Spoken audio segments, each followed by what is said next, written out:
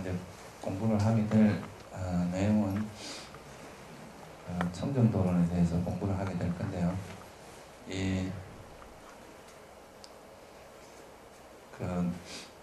남방에서는 이제 보통 초기 불교를 공부하는 사람들이 이제 공부를 하는 이제 세 가지 중요한 텍스트가 있는데요.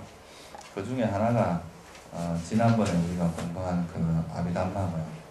이 아비담마라고 하는 것은 기본적으로 우리가 이제 초기 경전을 크게 나누면 한 5가지 이제 경전의 군이 있습니다. 첫 번째가 상류다니까야라 그래서 이거는 이제 부처님 가르침을 주제별로 모아놓은 겁니다. 염기라는 주제, 또 오온이라는 주제, 삼매라는 주제, 이런 식으로 주제에 관해서 모아놓은 게 상류다니까야라고 하는 경전이 있고요. 그 다음에 경의 길이가 한 좀 긴 것만 모아놓은 장부라는 경전이 있고, 또 경의 길이가 한 중간쯤 되는 중간이 되는 정도의 길이로 경을 모아놓은 게 중부라는 경전이 있고요.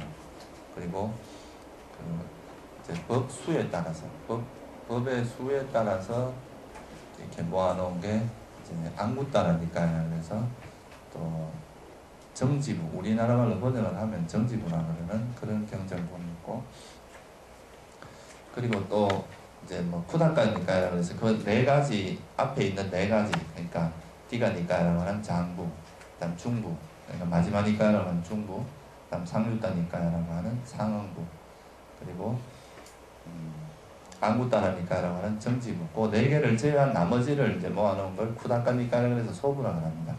그래서 이제 우리가 초기 경전을 빨리 경전을 공부하는 데 있어서 제일 중요한 경전이 이제 앞에 말한 4가지 형태의 경전, 그걸 사부니까야라고 하는데요.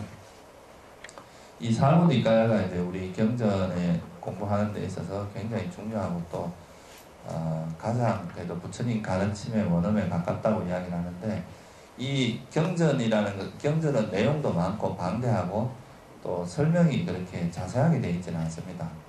그래서 이제 이 경전만 가지고 공부하는 것은 여러분들이 실제로 공부하는 데 있어서 여러 가지 어려움들이 있기 때문에 이것을 이제 이 사부니까야에 나오는 내용들을 좀 논리적으로 체계적으로 정리한 것이 바로 뭐냐 하면 아비담마라고 하는 겁니다. 이제 경전의 가르침을 체계적으로 정리한 것이 아비담마고요. 그 다음에 사부니까야에 나오는 수행에 관련된 이야기들을 체계적으로 정리해서 그 수행의 이야기를 모아서 또 체계적으로 정리한 게 오늘 우리가 공부할 이 청정도론이라고 하는 거고요. 그 경전에 나오는 여러 가지 사례들, 그러니까 이제 이 법구경이라고 하는 건 소부에 해당되는 건데요. 이 경전에 나오는 이제 수행에 관련된 여러 가지 이야기들을 모아놓은 것은 법구경이라고 합니다. 그래서 우리가 불교를 공부할 때 이론적인 것을 좀 체계적으로 공부하기 위해서는 아비담마라고 하는 이제 그것을 공부를 하면 체계적으로 공부를 할 수 있고, 오늘부터 공부하게 된 이 청정도론이라고 하는 것은 사부니까야에 나오는 수행에 관련된 것을 모아서 체계적으로 정리한 거라고 할 수 있습니다. 그래서 지금 이제 우리가 불교계 세계에서 여러 불교가 존재하지만 불교 수행에 관해서 그래도 아주 체계적으로 정리가 잘 되어 있는 이제 수행의 어떤 지침서 중에 하나가 바로 이 청정도론입니다. 그래서 남방에서는 이 청정도론이 차지하고 있는 비중이 굉장히 큽니다. 그래서 수행을 하는 사람들이 이 청정도론이라는 것을 텍스트로 다 공부를 하고 그렇게 하고 있기 때문에 그리고 이제 이 이론은 그렇고, 이 이론에 따라서 이제 실제로 수행하는 그 신뢰를 찾아볼 수 있는 것은 법구경에서 찾아볼 수 있습니다. 그 법구경에 나오는 여러 가지 예들이 있거든요. 그 예들을 통해서 부처님 당시에는 이런 식으로 수행을 했구나 하는 것들을 우리가 그 예에서 찾을 수가 있기 때문에 그런 게 이제 바로 우리가 초기 경전을 공부하는 데 있어서 중요한 세 가지 경전이 바로 경전이라기보다 이제 논서가 아비담마하고 청정도론이고요. 그다음 법구경은 거기에 대한 좀 그 신뢰를, 이것도 사실은 법구경이라고 하는 것도 그 이제 경전에 나오는 거는 그냥 개송만 모아놓은 건데, 이 법구경 추석서가 있습니다. 여러분들이 지금 그 법구경 이야기라고 문염 스님하고 응진 스님이 번역한 법구경 이야기라고 1, 2, 3권이 있습니다. 그 책에 보면은 이 개송이 나오게 된 연유에 대해서 이렇게 쭉 설명을 해놨습니다. 그래서 그때 부처님 당시에 실제로 부처님 당시에는 어떤 식으로 수행을 했는가, 그거를 우리가 법구경 추석서를 통해서 조금 부처님 당시에 수행했던 것을 미루어서 우리가 좀 공부를 할 수 있는 그런 중요한 자료입니다. 그래서 이제 그 아비담마하고 청정도론이라는 것이 매우 이제 뭐 양 날개처럼, 하나는 이론의 지침서고 하나는 그 수행의 지침서, 이렇게 볼 수 있습니다. 그래서 오늘부터 공부하게 될 이 청정도론이라는 그 단어 뜻부터 먼저 간단히 설명을 드리면요, 이 청정이라고 하는 말은 열반이라는 뜻입니다. 그러니까 그 뜻 자체가 열반이라는 뜻이고, 도라는 뜻은 우리가 어떤 그 길도자잖아요, 그죠? 그래서 우리가 어떤 그 목적지를 향해서 가려고 할 때 그 목적지를 향해서 가기 위한 어떤 방편, 그죠? 또는 수단, 이런 것이 바로 이제 도라고 할 수 있습니다. 그래서 청정도라는 것은 무슨 말이냐면 열반에 이르기 위한 수단, 방편, 이런 뜻입니다. 그래서 그 론이라는 것은 논서, 뭐 이제 논리적으로 정리한 책이라는 뜻이니까요. 청정도로이라고 하는 것은 열반에 이르는 수단, 방편에 관한 어떤 그 논리적인 해설서다, 이렇게 보시면 되고요. 한마디로 말하면 이제 이 청정도로는 사부니까요, 아까 말한 그 네 가지 경전군에 대한 주석서라고 할 수 있습니다. 수행에 관한 주석서. 우리가 실제로 이제 경전을 보시다 보면요, 수행에 관해서 경전에서 설명을 해놓은 부분은 그렇게 많지가 않습니다. 대념처경에 수행에 관해서 좀 설명을 해놨고, 또 들숨 날숨에 챙기는 경이라는 거, 이런 몇 가지 경에서만 수행에 관해서 이야기를 했기 때문에 거기 나오는 내용 정도만 가지고는 여러분들이 수행에 대한 길을 찾기가 쉽지가 않습니다. 그래서 이제 그런 것들을 이제 청정도로이라는 이 논서를 통해서 그 경전에 나오는 그런 짧게 나와 있지만 그런 내용들을 조금 더 체계적으로 또는 부연 설명을 해서 주석을 달아놓은 게 바로 이 청정도론이라고 보시면 됩니다. 그리고 이제 이 청정도론의 저자는 누구냐 하면 붓다고사라고 하는 분입니다. 이 붓다고사라고 하는 분은 약 5세기경에 이제 나오신 약 420몇 년, AD 한 420몇 년에 이제 활동하신 분인데, 그래서 약 5세기라고 보시면 됩니다. 약 5세기경에 이제 활동하신 분이고, 이분이 원래는 인도에서 태어나셨고, 인도에서 사시다가 그 인도에서 이제 그 인도 내에 있는 뭐 베다 성전이라든가 힌두교 교리를 아주 정통한 분이었는데, 이분이 그 이제 어떤 스님을 만납니다. 레와타 스님이라고 어떤 스님을 만나서 그 스님이 하고 이렇게 이야기를 하는 중에 이제 불교에 대해서 눈을 뜨게 돼요.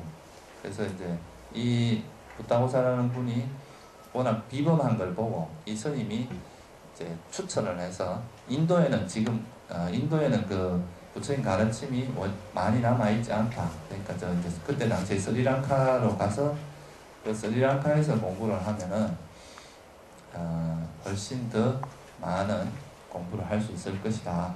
이렇게 이제 권유를 하면서 스리랑카로 보냅니다. 그래서 그때 당시에 스리랑카에 가서 스리랑카에서 그 스리랑카에 있는 부처님 가르침을 전부 다 이제 배우게 되는데요.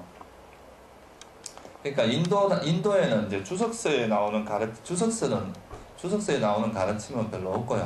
경전에 나와 있는 가르침만 남아 있었는데, 이 스리랑카에 가서 그 주석서에 있는 가르침들을 전부 모아서 이제 거기 스리랑카의 대사라고 하는 큰 대자에 절산자를 쓰는 대사라는 절이 있었는데 거기 가서 당신이 이제 이런 불교를 공부하고 싶으니까 여기에 있는 모든 책을 자기에게 좀 달라 그렇게 이야기를 했어요.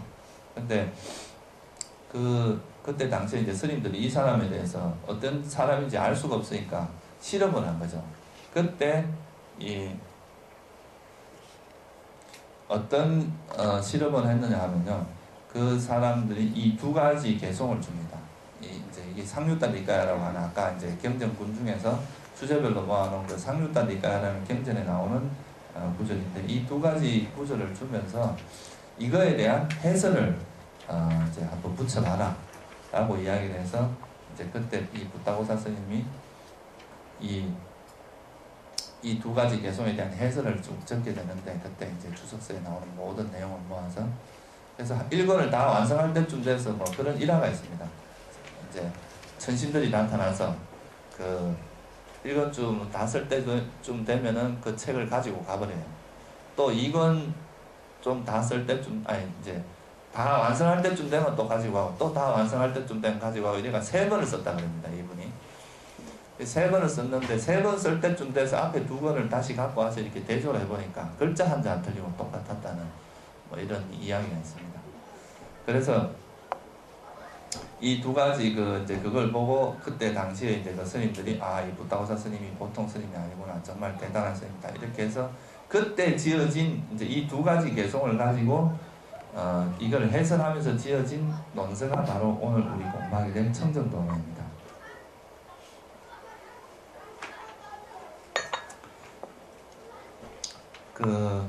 그래서 이제 이분이 이제 이 청정도론을 짓게 된 계기가 이렇게 됐는데 붓다고사라는 이름은요, 붓다라는 것은 불이라는 뜻이잖아요, 그죠? 고사라는 것은 이제 소리 이런 뜻인데, 그러니까 이분이 뭐 이제 말씀을 하시는 게 부처님처럼 아주 깊고 거룩하고 이런 말씀이 하시는 말투가 그랬답니다. 그래서 이제 불음이라는 이런 번역을 하면 이제 부처님의 목소리와 같다, 붓다고사 그렇게 해서 불음이라고 이름을 붙여서 이제 이름을 붙여졌고요. 그래서 이제 여기 그때 이제 처음에 집필을 할 때 그때 이 사람을 실험하기 위해서 이야기했던 두 가지 개송이 바로 뭐냐 하면 지금 여기 있는 이 개송입니다. 안에 엉킴도 있고 밖에 엉킴도 있습니다. 사람들은 엉킴으로 뒤덮여 있습니다. 보따마여 당신께 이것을 여쭈니 누가 이 엉킴을 풀 수 있겠습니까? 우리가 이제 삶을 사는 여기 보면 안에 엉킴이 있고 밖에 엉킴이 있다 그러잖아요, 그죠? 안에 엉킴과 밖에 엉킴이다. 이 엉킴이라고 하는 것은 뭐냐 하면은 여러분들이 이제 살다 보면 삶이 내 삶이 꼬인다 이런 이야기 하잖아요, 그죠? 그래서 우리가 일반적으로 이제 어떤 바깥의 세계를 인식을 할 때 어떻게 인식을 하냐면 기본적으로 안이비설신의라고 하는 6가지 기관을 통해서 우리가 색성향 미촉법이라고 하는 외부의 대상을 우리가 만나서 인식을 하잖아요, 그죠? 근데 그런 인식을 할 때 대부분의 사람들은 그것이 처음부터 그 대상에 대한 올바른 인식을 한다기보다는 처음에는 우리가 이제 아직 지혜가 뛰어나지 않고 어리석음이 많이 있기 때문에 어떤 바깥의 외부의 대상을 판단을 할 때 그 대상을 있는 그대로 진리에 입각해서 판단을 못합니다. 그냥 자기 나름대로 그 대상에 대해서 인식을 하죠. 그렇게 인식을 하고 나서 대체로 그러니까 그건 잘못된 인식을 하게 됩니다. 그래서 그런 잘못된 인식을 하는 이유가 뭐냐 하면 바로 우리 마음속에 있는 무명이 바로 그 원인이 돼 있죠. 그러니까 진리에 대해서 받지 못하기 때문에 어떤 대상, 우리가 보고 있는 현상계를 인식할 때 자기가 지금까지 인식해오던 어떤 방식에서 인식을 해요. 근데 대체로 보면 그게 올바른 인식이 아니라 잘못된 인식이죠. 근데 이것이 그냥 그 인식으로 끝나는 것이 아니라 이렇게 인식된 것에 대한 집착이 일어납니다. 이것은 맞다, 이것은 옳다 라는 것에 대한 집착이 일어나면서 그것이 계속 반복되기 시작을 하면 이제는 이 대상에 대한 어떤 본질에 대한 본질을 우리가 이해하는 것이 아니라 자기가 잘못 이해한 이것에 대해서 지속적으로 이것은 맞다 옳다 이렇게 판단을 하면서 그것이 고착화되는 거예요. 그렇게 되면 우리 삶이 어떻게 되냐면 이게 이제 하루 이틀이 아니고 셀 수 없는 과거 전생부터 우리가 수많은 세월을 그렇게 살아왔단 말이에요. 그러면 그것이 세월이 지나면서 그것이 고착화되고 더 이상 이제 바뀌지 못할 정도가 되고 나면 그 다음에는 그것으로 인해서 이제 우리 삶이 실타래처럼 막 꼬이는 거예요. 왜냐하면 이게 올바른 방향으로 인식을 했으면 이게 이제 술술술술 풀려나갈 텐데 뭔가 꼬이는 거죠. 예를 들자면 여러분들이 어떤 사람하고 인간관계를 하는데 그 상황 판단을 정확히 못해서 오해가 생긴 거예요. 그러니까 그 사람에 대한 오해가 일어났고 그 오해를 우리가 확인도 해보지 않고 실제로 그게 맞는가 안 맞는가 보통은 확인을 안 하고 자기가 생각하는 것이 저 틀림없다. 예를 들면 이제 자기 남편의 옷에 뭐 여자 머리카락이 붙어왔는데 그걸 보고 실제로 확인도 안 해본 상태에서 저 바람 폈다.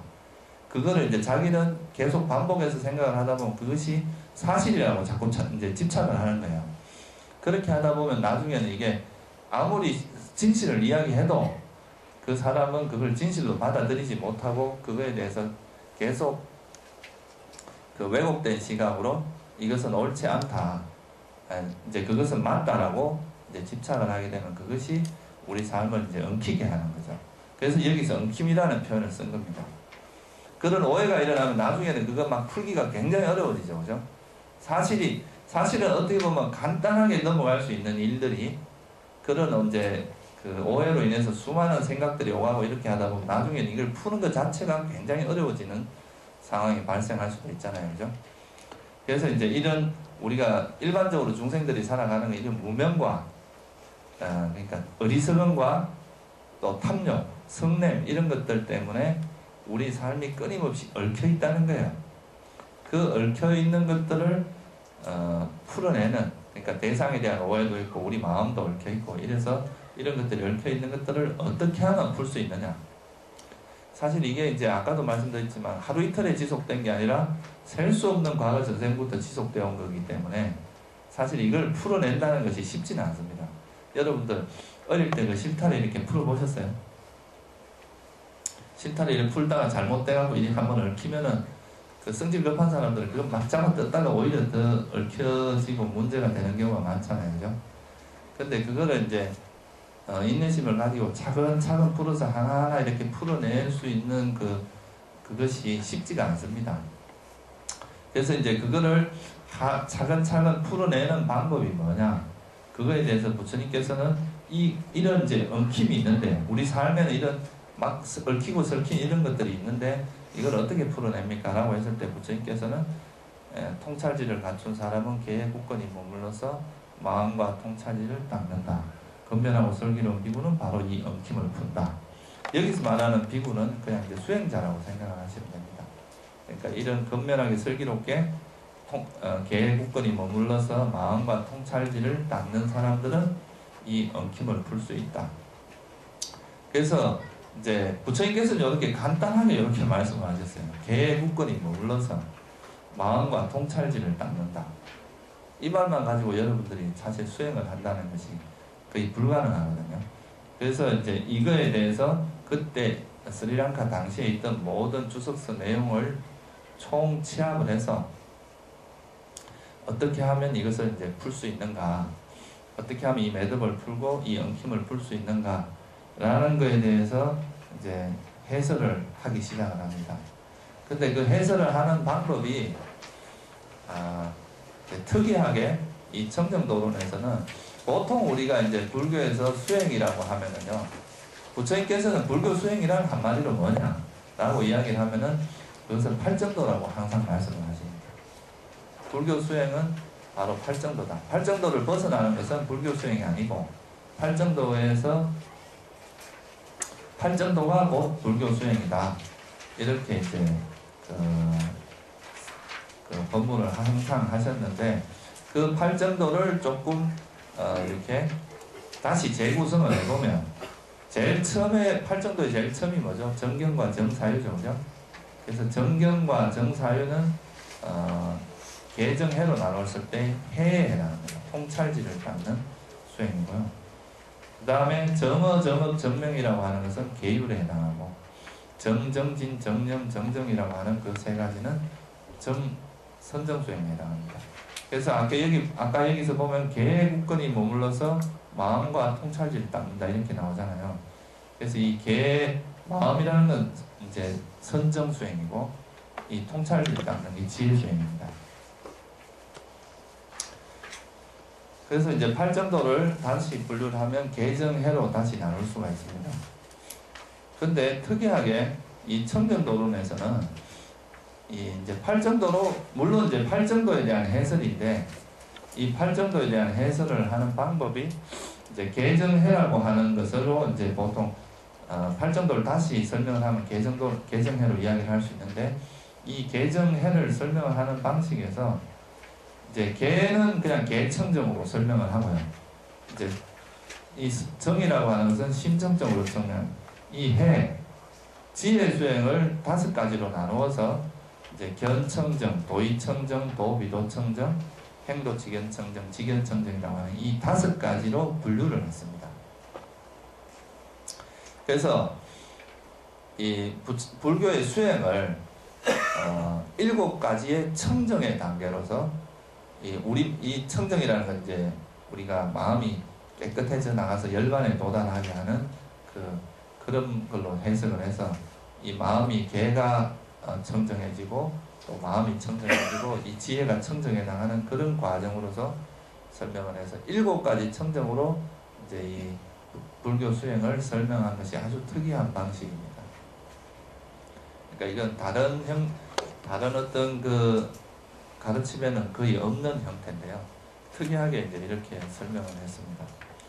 특히나 이제 여기 보시면 알겠지만 계청정하고 심청정은 딱 똑같이 1대1로 대응을 하지만 이 지혜 수행을 조금 더 세분화해서 지혜 수행을 5가지 단계로 분류를 한 겁니다.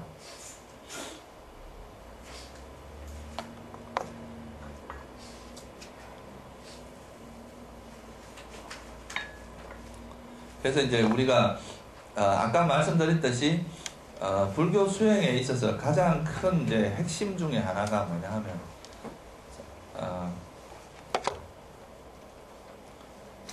우리가 이제 이 불교 수행을 하는 그 기본적인 목적이 뭐겠어요? 여러분들은 왜 이래 바쁜 시간에 여기 와서 이제 이런 법회에 참여를 하고 이렇게 하겠어요? 기본적으로는 다 이제 행복하게 살기를 원하는 거잖아요, 그죠? 우리가 마음 편하게 행복하게 살고자 하기 위해서 이제 이런 불교 수행에도 관심을 가지고 수행을 하려고 하는 거죠. 그래서 괴로움을 버리고 이제 행복을 얻기 위해서 이제 불교 수행을 하는 것이 기본 목적입니다, 우리가. 근데 우리가 왜 다들 여러분들 중에 행복을 원하지 않는 사람은 없는데 왜 실제 삶에서는 우리가 행복하지 못하는 걸까요? 이게 이제 되게 중요한 부분입니다. 우리는 분명히 다 행복을 원해요. 그래서 자기 나름대로 행복한 어떤 방향을 노력을 하고 있어요. 그죠? 이렇게 사는 것이 행복하다고 생각을 하고 노력을 하고 살아가는데, 근데 실제로 보면 우리 삶에서 이제 모두가 다 행복하게 사는 건 아니잖아요. 그죠? 다들 나름대로의 고통을 가지고 있습니다. 근데 이렇게 되는 이제 가장 근본적인 원인이 바로 뭐냐 하면은, 아까 이제 우리가 서두에 제가 잠깐 말씀을 드렸듯이 어떤 상황에 대한 인식이 근원적으로 잘못될 수가 있습니다. 예를 들어서 우리가 정말로 이제 뜨거운 어떤 대상을 보고 이것이 실제로 뜨거운 건데 이것이 뜨겁다는 인식을 못하고 만약에 이것이 좋은 것이다 라고 인식을 하게 되면 어떻게 돼요? 우리가 이걸 지게 될 수 있잖아요. 그죠? 그럼 이것이 뜨거운 줄 모르고 지게 되면 손이 탑니다. 그럼 손이 타니까 이 뜨거움을 이제 제거하기 위해서 손에다 물을 붓고 뭐 이런 이제 일을 할 수가 있겠죠. 그죠? 여기다 부채를 붙일 수도 있고. 근데 근원적으로 가장 이제 근본적인 문제는 우리가 지고 있는 것이 뜨겁다라는 인식을 먼저 하지 못하고 이것이 좋은 것이라는 인식에서 출발하니까 그 다음에서 일어나는 어떤 수단과 방법을 쓰는 것도 다 어떻게 되겠어요? 근원적인 문제 해결은 안 되겠죠. 그죠? 그와 마찬가지로 우리가 이제 이 세상을 바라보고 파악하는 것도 처음에 우리가 이제 이 세상을 파악할 때 최초의 이 대상에 대해서 우리가 보고 있는 이 세상, 현상계에 대해서 왜곡된 상태로 인식을 하고 나서 그것이 일단 옳다는 가정을 하고 나서 이제 그 다음에 일이 진행이 되면은 그 다음에 일어나는 것들은 아무리 바꾸려고 해도 이것은 근원적인 문제 해결이 잘 안 되는 거죠. 그래서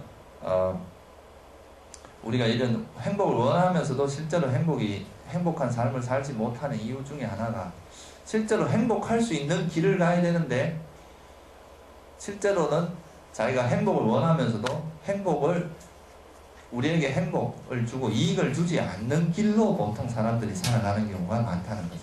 대부분의 경우가. 다시 말하면 좀 불교적으로 이야기를 하면 어떤 현상계의 본질이 사실은 그게 행복이 아닌 것을 행복이라고 생각을 하고 그걸 집착을 한다는 거예요. 근원적으로.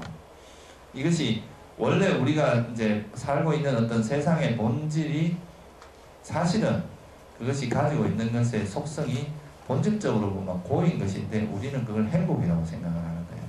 그리고 그 행복이라고 생각하는 것을 집착하고 살아가니까 근원적으로 여기서부터 잘못된 상태에서 자기가 행복한 것을 계속 추구하고 살아갔을 때 거기서 근원적으로 어떤 문제 해결은 될 수가 없다는 거죠. 그리고 이게 이 세계에서만 그런 게 아니라 수도 없는 과거 전생부터 계속 그렇게 해왔기 때문에 그거를 이제 그 과거에 내가 이제 해오던 습성들이 현재에도 계속 영향을 미치고 있기 때문에 자기 현재로서 이것은 나에게 별로 유익하지 않다고 생각을 하면서도 과거의 그런 습관들이 계속 우리를 그걸로 밀어붙이고 현재 또 우리가 어떤 현상에 대한 인식을 하는 것이 분명하지 있는 그대로 인식을 못하고 아까 말했듯이 엉킨 상태로 왜곡된 상태로 인식을 하고 그것이 집착이 계속되고 있기 때문에 우리의 삶에서 근본적인 변화가 잘 안 일어난다 이 말입니다.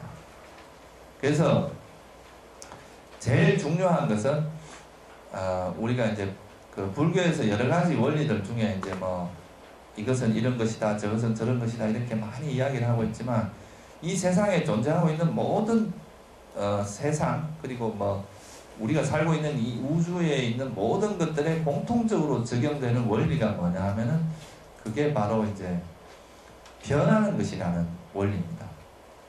여러분들이 지금 접하고 있는 모든 어떤 것들 중에서 변하지 않고 고정되어 있는 것들을 찾아보십시오. 하나도 찾을 수는 없습니다.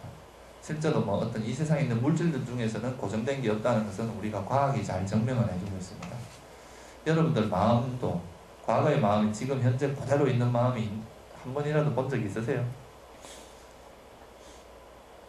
계속 끊임없이 변하고 있습니다. 그런데 항상 이 변하고 있다는 것은 이 자체가 우리에게 주는 것이 본질적으로 행복이라고 할 수 없는데 우리는 그걸 행복이라고 생각하고 집착을 하는 거죠. 이런 것들이 이제 근원적인 왜곡입니다. 그래서 이런 왜곡됨을 버리고 이제 우리가 동쪽으로 가고자 한다면 동쪽으로 가야지 서쪽으로 가서는 안 될 거 아니에요. 그죠? 그래서 진정으로 행복하게 하는 길, 행복하지 않은 길을 먼저 이해를 하고 그거를 실천함으로써 우리가 진정으로 어떤 행복의 길을 찾을 수가 있습니다. 이건 마치 뭐와 같으냐면요. 여러분들이 이제 바둑을 두는 사람들은 바둑에서 이기기 위해서는 처음에 뭘 배웁니까? 바둑의 정석을 배우잖아요. 그죠? 그 정석을 배우고 그 정석에 따라 바둑을 뒀을 때 우리가 이제 실력도 금방금방 늘고 우리가 어떤 식으로 하는 것이 실제로 게임에서 우리에게 유익하다는 걸 알 수 있잖아요. 근데 그걸 모르는 사람들은 자기는 이걸 유익하다고 생각하고 한 점 한 점을 따먹다 보면 고수하고 바둑 따먹고 꼭 한 점 따먹는 것 때문에 자기 대마가 다 죽어버립니다. 자기 바둑 전체가 죽어버리는 경우가 많잖아요. 그죠? 그런 것처럼 우리 삶에서도 우리는 막 그것이 행복이라고 생각하고 막 그것을 집착하고 추구를 하고 있지만 그 작은 것을 우리가 집착하는 것 때문에 나중에 자기 인생 전체가 흔들리는 일들도 충분히 생길 수 있다 이겁니다. 그래서 우리가 행복을 원하고 행복한 길을 가기 위해서는 첫째, 행복한 것을 행복한 것으로 볼 줄 알고, 이것이 고통이 우리에게 본질적으로 이익이 되지 않는 거다. 고통을 가져다 주는 것은 그것이 본질적으로 이익이 되지 않고 고통을 가져다 주는 것이라고 그렇게 바라볼 줄 아는, 있는 그대로 이 세상에 있는 것들을 볼 줄 아는 그런 눈이 먼저 필요하다 이겁니다. 그게 없이 여러분들이 아무리 원하는 방향으로 노력을 한다고 해도 그 노력이 전혀 쓸데없는 노력이 될 수도 있습니다. 자기는 동쪽으로 가고자 하면서도 서쪽으로 계속 달려가는 그런 삶을 살 수도 있다는 거죠. 그러면 이런 것들을 그러면 어떤 게 우리 삶에 이득이 되고 어떤 것은 우리 삶에 이득이 되지 않는가, 이런 걸 여러분들 나름대로 판단을 해서 이렇게 할 수도 있지만, 그런 판단은 대체로 여러분들이 아직 지혜가 성숙해 있지 않기 때문에 여러분들이 하는 판단이 대체로 그것이 바른 판단이 될 가능성이 별로 없어요. 그러면 우리가 어떻게 해야 되느냐, 소위 말해서 우리가 바둑도 처음에는 둘 때 바둑이 잘 모르니까 뭘 먼저 합니까? 그 고수들이 나름대로 이렇게 두면 서로에게 이득이 된다고 해놓은 정석을 배우는 거잖아요. 그 정석을 배우고 정석에 따라서 바둑을 두게 되면 큰 실수를 안 하고 올바른 방향으로 갈 수가 있어요. 그와 마찬가지로 우리도 이제 인생을 사는 데 있어서 여러분들 지혜가 아직은 성숙되어 있지 않단 말이에요. 그러면 처음에는 이제 이런 부처님이라든가 부처님과 같은 성인의 가르침을 통해서 어떻게 사는 것이 실제로 우리에게 멀리 내다보면 진짜로 이익이 되는 것은 어떤 것이고, 멀리 내다보면 진짜로 우리에게 이익이 되지 않는 것은 어떤 것이다 라고 하는 것을 먼저 알아야 됩니다. 그거를 알고 그에 맞게 여러분들이 이제 이 삶을 살아가다 보면 그 다음에는 어떻게 돼요? 바둑도 이제 프로가 되면 정석에는 통달하거든요. 정석에 통달하고 나면 그 다음에는 어떻게 되냐면 자기 나름대로 상황에 맞게 이 정석과 다른 수를 둘 수도 있습니다. 창의적인. 그런 것처럼 여러분들도 이런 이제 부처님의 가르침을 기본으로 해서 열심히 이제 이런 걸 배우다 보면 나중에 여러분들이 진리를 깨닫고 나면 이제 이런 가르침에서 틀을 벗어나서 여러분들 나름대로 창의적인 삶을 살 수 있는 그런 지혜가 생기게 되는 거죠. 그전에는 여러분들이 뭐 나는 잘났어 하면서 이제 너무 자기 지혜를 믿고 이렇게 살다 보면 시행착오가 굉장히 많을 수가 있습니다. 사실 어떻게 보면 이제 우리가 이런 가르침을 배움으로써 인생의 고수, 그러니까 소위 말해서 삶의 본질에 대해서 깨뚫어 아는 그 고수가 바로 부처님과 같은 분이거든요. 그런 분들의 가르침을 일단 배우는 게 좋습니다. 여러분들 지혜만 너무 믿고 이렇게 자만에 빠지다가 그것이 오히려 더 큰 문제가 생길 수 있기 때문에, 그래서 이제 그분의 가르침들을 믿고 일단 그분의 가르침을 기본으로 해서 우리가 이제 수행을 하게 되면 나중에는 여러분들 스스로가 그런 가르침에 하지 않고도 삶을 주체적으로 살 수 있는 그런 지혜가 생길 수가 있습니다. 그래서 우리가 이제 이런 수행을 하는 데 있어서는 아까 말씀드렸듯이 이 세상을 있는 그대로 고통인 것은 고통으로 보고 이익을 주는 것은 이익을 주는 것, 이걸 우리가 우리 삶의 본질적으로는 이익을 주는 것을 불교에서 뭐라 하냐면 선한 마음이라고 합니다. 근데 또 어떤 것은 이것은 당장은 우리에게 이익을 주는 듯 하지만 실제로는 우리에게 불이익을 주는 마음을 불교에서 불선한 마음이라고 합니다. 그래서 먼저 우리가 선한 마음이 어떤 것이고 불선한 마음이 어떤 것이라는 것을 이해를 하고 그에 따라 삶을 살다 보면 그것이 이제 나중에 궁극적으로 우리가 진리를 깨닫게 되고, 그 진리를 깨닫게 되면 선과 악을 초월하게 됩니다. 그때는 뭐 선이다 불선이다 이런 그 개념이 없어지면서 우리가 그 상황에 가장 적절한 삶을 살 수 있는 그런 주체적인 삶을 사는 존재가 될 수가 있는 거죠. 그래서 아까 말씀드렸듯이 이제 그런 있는 그대로 보는 것이 매우 중요합니다. 그래서 이거를 이제 불교에서 야타부타, 빨리어는 야타부타라고 합니다. 그러니까 있는 그대로 이 세상을 바라보는데 이거를 이렇게 하기 위해서는 여러분들의 지혜만으로 좀 부족하다. 그래서 부처님의 지혜인 사성제에 대한 통찰 또는 팔정도에 대한 통찰이 필요합니다. 그걸 통해서 여러분들이 이제 그 부처님 가르침을 이해하고 그 가르침을 여러분들 삶 속에서 계속 실천해 나가는 것이 바로 팔정도를 여러분 삶 속에 실천함으로써 아까 말했던 그런 왜곡된 삶들이 하나하나 이렇게 가닥이 풀어지기 시작합니다.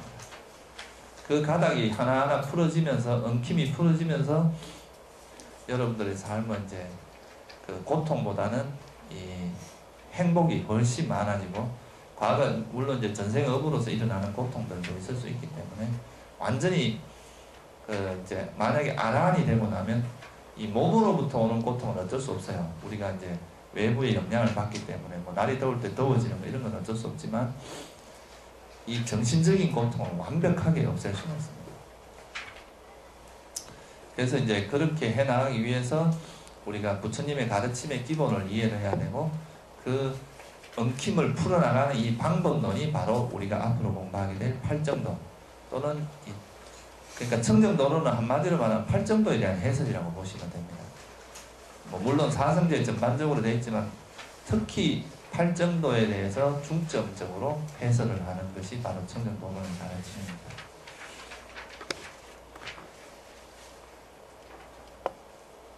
여러분들이 이제 한 번도 가보지 못한 어떤 미지의 세계를 가기 위해서는 어떻게 해야 되죠? 지도가 있어야 되잖아요. 그죠? 지도도 있고 나침반을 가지고 가야 됩니다. 그런 그 로드맵이나 나침반이 없이 세상을 가게 되면은, 어떤 미지의 세계를 가게 되면 가다가 중간에 길을 잃어버리겠죠. 그죠? 중간에 가다 뭐 조그만 게 나타나면 그쪽으로 혹 한다거나 이렇게 될 수 있기 때문에, 이제 우리가 오늘 지금 공부하게 될 이런 바로 청정도론의 내용이 우리가 앞으로 수행하는 데 있어서 여러분들이 길잡이가 되어줄 수 있는 그런 가르침들입니다. 그래서 이 가르침을 잘 이해를 하시면 단지 우리가 깨달음을 떠나서 여러분들이 삶 속에서도 어떤 식으로 살아야 나한테 진짜로 이득이 되는가, 그런 거에 대한 가치관이 정립될 수가 있습니다. 그런 게 없으면 여러분들이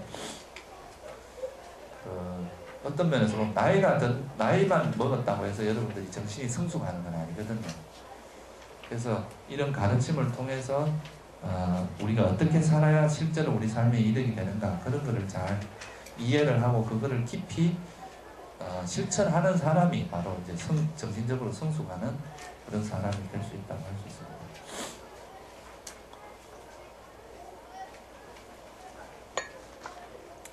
그러면 제가 아까 이제 말씀드린 그 불교의 수행의 구조를 앞으로 이제 물론 하나하나 공부를 하게 될 텐데, 우선 오늘은 첫 시간이니까 그 부처님께서 이제 우리에게 이런 엉킴이라는 것을 어떤 식으로 풀어나가는지, 그 풀어나가는 메커니즘이 있단 말이에요.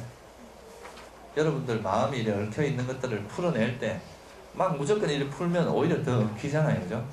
그러니까 어디부터 매듭을 살살 풀어서 전체적으로 매듭을 다 풀 수 있는가, 그런 풀어나가는 방법론을 하나하나 설명을 해 놓으셨습니다. 그것이 아까 말한 7가지 청정의 단계로서 이제 청정도론에서 설명을 하는데, 그거를 간단하게 어떻게 흘러나는지를 우리가 한번 살펴보고, 그 다음부터 이제 그 하나하나를 조금 더 구현해서 좀 더 자세히 우리가 공부를 해보기로 하겠습니다. 오늘은 전체 그림을 한번 그려보도록 하겠습니다.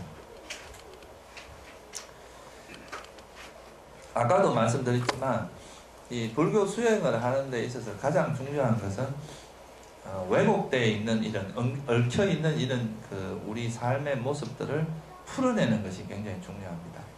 어떻게든.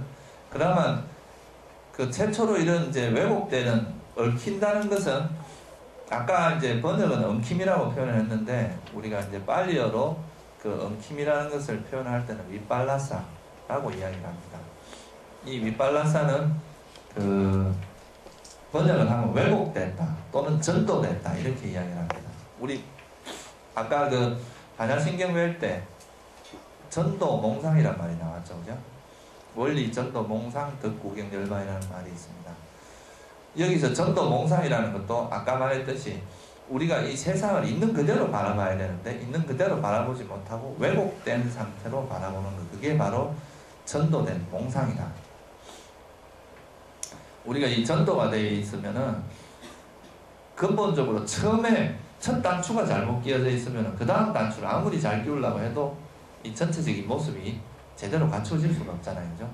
그래서 근원적인 우리가 이제 뭐 아주 사소한 왜곡도 있을 수 있잖아요. 사소한 왜곡 중에 예를 들면 우리가 사람과의 관계에서 오해하고 이런 건 사소한 왜곡들입니다. 근데 가장 근원적인 왜곡이 뭐냐 하면 영원하지 않은 것을 영원하다고 생각하는 것.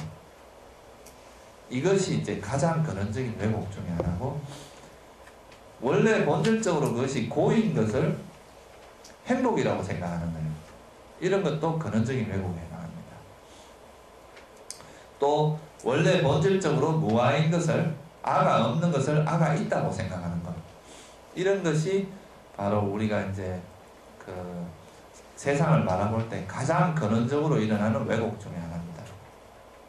이런 왜곡은 왜 일어나겠어요? 처음에 우리가 이 대상을 바라볼 때 이 대상에 대한 깊이 있는 통찰이 가능하면 이런 왜곡이 일어나겠어요? 안 일어나겠죠, 그죠?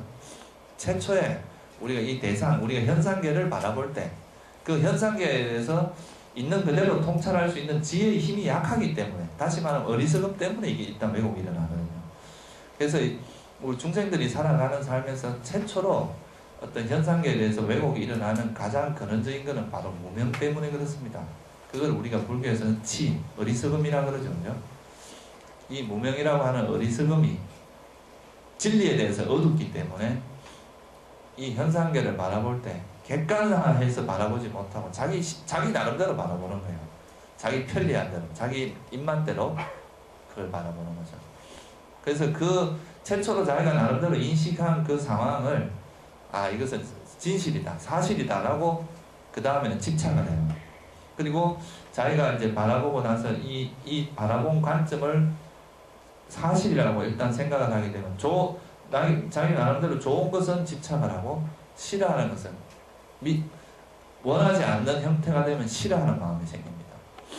이걸 통해서 끊임없이, 그러니까 원래 최초로 이제 어리석음 때문에 이런 왜곡이 일어난 것을 좋아하고 싫어하는 마음 때문에 더 막 자꾸 꼬여지는 거죠. 그래서 근원적으로 이런 이제 왜곡된 그 형태가 일어나는 가장 근원적인 이유를 부처님께서는 뭐라고 파악을 했었냐면 탐진치라고 하는, 그러니까 우리가 그 불선한 마음의 가장 뿌리가 되는 이 탐진치 때문에 그렇다는 거죠.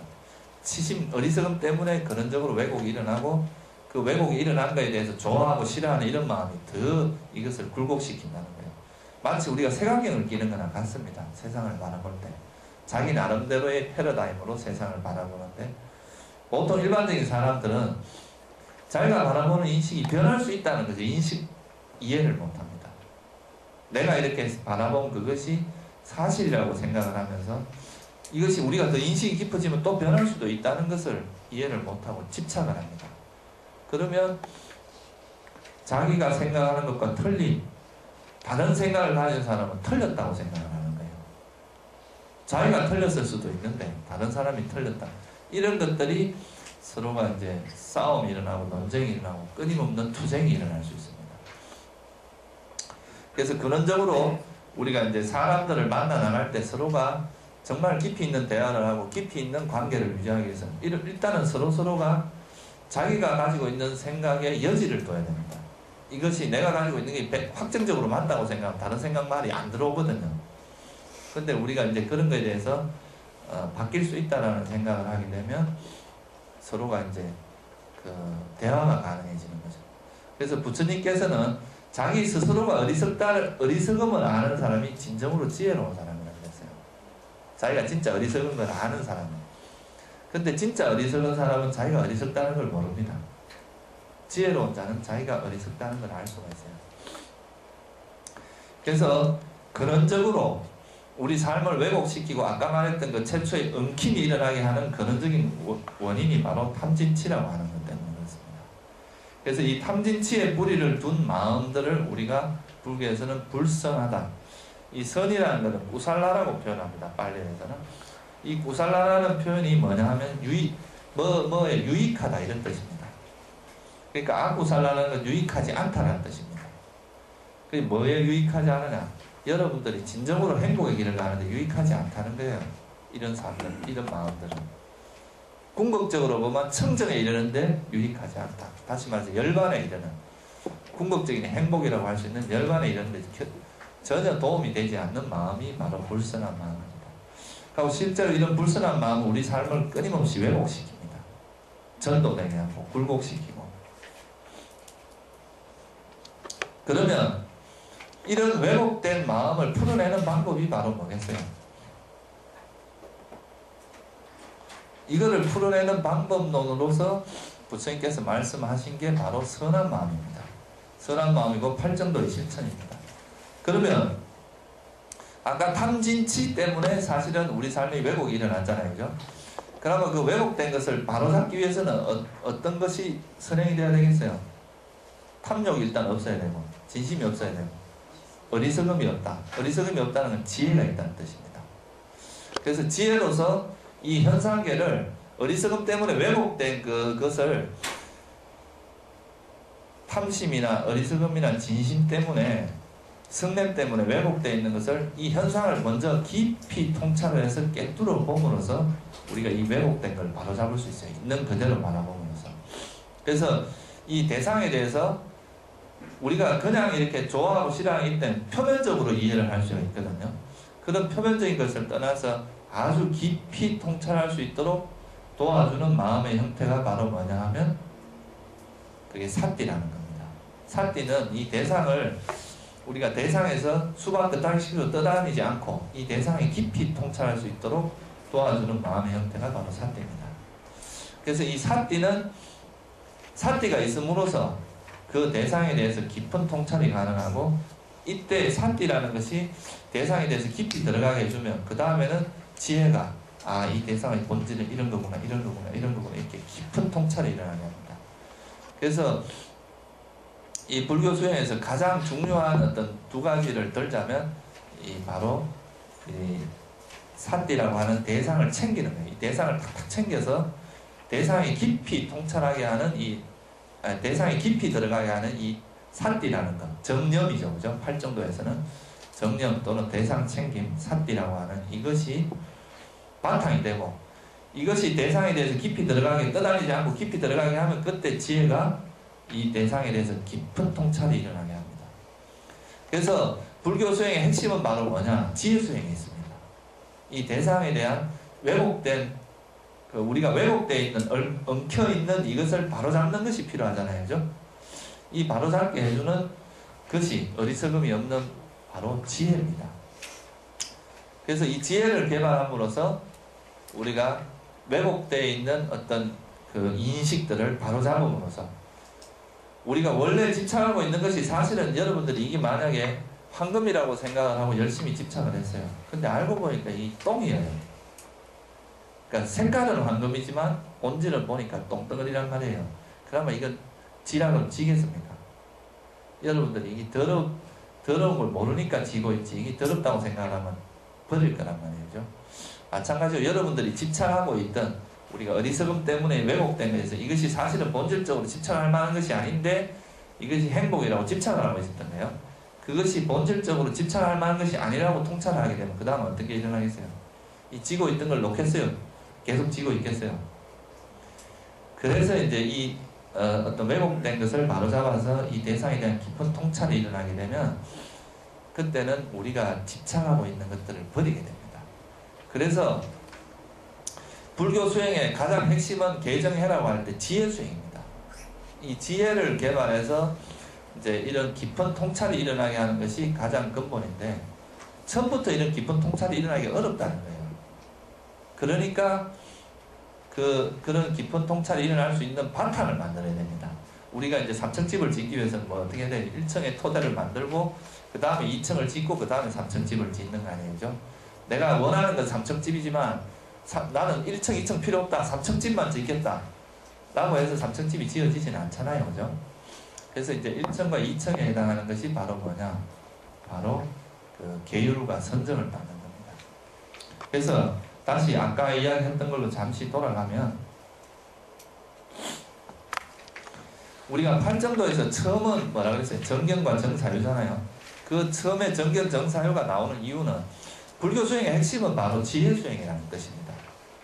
지혜 수행인데 이 지혜 수행을 떠받쳐주는 밑바탕이 뭐냐? 정어, 정업, 정명이라고 하는 계율이고요. 정진, 정념, 정정이라고 하는 선정입니다. 그래서 이 지혜수행이라는 것이 이렇게 삼층집이 있으면 그 다음에 선정이라는 게 있고 그 밑바탕에 계율이라는 것이 있습니다. 계율은 하나의 토대의 역할을 하고요. 여러분들 수행에 있어서 밑바탕에 토대를 역할하고 그 토대 위에서 이 반석이 놓여져 있고 그 반석에 칼을 갈아서 이 날카로워진 칼로 우리가 탐진치라고 하는 이 오염을 잘라내는 수행이 바로 지혜 수행입니다. 그래서 우리가 계율 수행, 계율이라는 것은 우리가 탐심이나 자꾸 이렇게 마음이 끄달리지 않도록 어떤 적당한 울타리를 만들어줍니다. 우리 마음이 어느 선을 극시 아주 나쁜 불선한 행동이 일어나지 않도록 어떤 적당한 선을 만들어주고 그러면 우리 마음이 안정이 될 거 아니에요, 그죠? 그 안정된 마음에서 우리 마음을 고도로 집중을 시킴으로써 우리 마음을 아주 고요하고 깨끗하고 맑게 만들어줍니다. 그게 바로 뭐냐 하면 두 번째 단계인 심청정입니다. 마음을 청정하게 하는 거예요. 마음을 깨끗하게, 고요하게. 그러면 우리 마음이 일단 계를 잘 지킴으로써 안정이 되고 마음이 아주 맑고 깨끗해지고 나서 고요한 상태로 어떤 대상을 깊이 통찰하면 여러분들 마음이 안정되고 고요했을 때 어떤 걸 볼 때 굉장히 깊이 통찰할 수 있잖아요. 근데 마음이 막 불안하고 흐트러진 마음에서는 깊은 통찰이 일어날 수가 없습니다. 그래서 우리가 이제 이런 그 계율을 잘 지키고 선정을 닦음으로써 그 마음이 아주 고도로 집중이 되고 나면 그 마음이 아주 고요해지거든요. 그런 상태에서 지혜 개발이 잘 되기 때문에 먼저 계청정, 계를 잘 지키고 마음을 깨끗하게 하는 계율과 심청정이 첫 번째, 두 번째 단계가 되는 거예요. 무슨 말씀인지 아시겠죠? 그렇게 하고 나서 이제 우리가 이 지혜수행, 이 지혜수행이라고 하는 것을 하는데 이 지혜수행이라고 하는 것은 처음부터 우리가 깊이 있는 통찰이 일어나지는 않거든요. 그래서 제일 먼저 우리가 견청정, 이건 뭐냐면 우리가 세상을 바라보는 먼저 견해부터 좀 청정하게 하자. 우리가 세상을 왜곡시키는 가장 그 대표적인 것 중에 하나가 뭐냐 하면 사견이거든요. 사견. 여러분들 나름대로 판단한 것을 집착을 하는 거예요. 사실 그게 진리가 아닌데 그게 진리라고 생각을 하는 거죠. 나는 술이 최고야. 술 빼면 뭐 이 세상은 낙이 없다. 술이라는 것이 내 인생의 행복이다. 이거는 일종의 자기 나름대로 좋아하는 것을 집착함으로써 일어난 사견에 해당하거든요. 술이 행복이 아니에요. 사실 본질적으로 보면. 근데 그걸 자기가 행복이라고 집착을 하는, 자기가 나름대로 파악한 이치에 대해서 집착하는 것이 사견이거든요. 그릇된 이치는. 그리고 또 권력이 최고야. 권력이라는 것은 이 세상의 최고야 라고 집착을 하는 것도 하나의 사견입니다. 또 돈이 최고야. 돈 외에는 아무것도 없어. 물론 돈이 우리에게 유용한 것은 있지만 돈이 본질적으로 우리에게 행복을 주는 건 아닙니다. 돈이 만약에 본질적인 행복이라면 돈이 많은 사람은 무조건 행복해야 되거든요. 그죠? 그렇지만 그렇진 않잖아요. 그래서 이제 그런 사견들을 극복하는 것이 가장 중요하기 때문에 그 중에서 가장 대표적인 사견이 이 몸이 나라고 생각하는 그것이 가장 대표적인 사견입니다. 그래서 그런 사견을 깨는 것이 바로 견청정입니다. 그거는 그러니까 뭐냐 하면 여러분들이 나라고 생각하는 이 우주, 우리가 이 세상을 이런 지혜 노도를 깊이 통찰을 해보면 사실 나라고 하는 것은 물질, 나라고 하는 몸뚱아리하고 마음의 집합에 불과하다는 거예요. 이 마음이라는 건 조금 더 분석을 해보면 느낌, 수, 상, 행식이라고 하는 느낌과 어떤 인식작용, 어떤 거의 표상을 우리가 어떤 대상을 보면 이거에 대한 좋다 나쁘다 느낌이 일어나고 그 대상에 대한 어떤 형상, 표상을 짓습니다. 그 표상작용이 일어나고 그거 대상을 아는 마음, 식이라는, 그리고 이것을 의지적으로 이걸 팔아야 되겠다, 사야 되겠다 이런 의지적인 작용이 일어납니다. 그래서 우리 마음의 형태는 우리 물질과 정신, 그러니까 몸과 마음이라고 하는 것은 물질과 정신으로 이야기를 할 수 있는데 정신은 또 수상행식이라고 하는 또 네 가지 무더기로 구분을 하면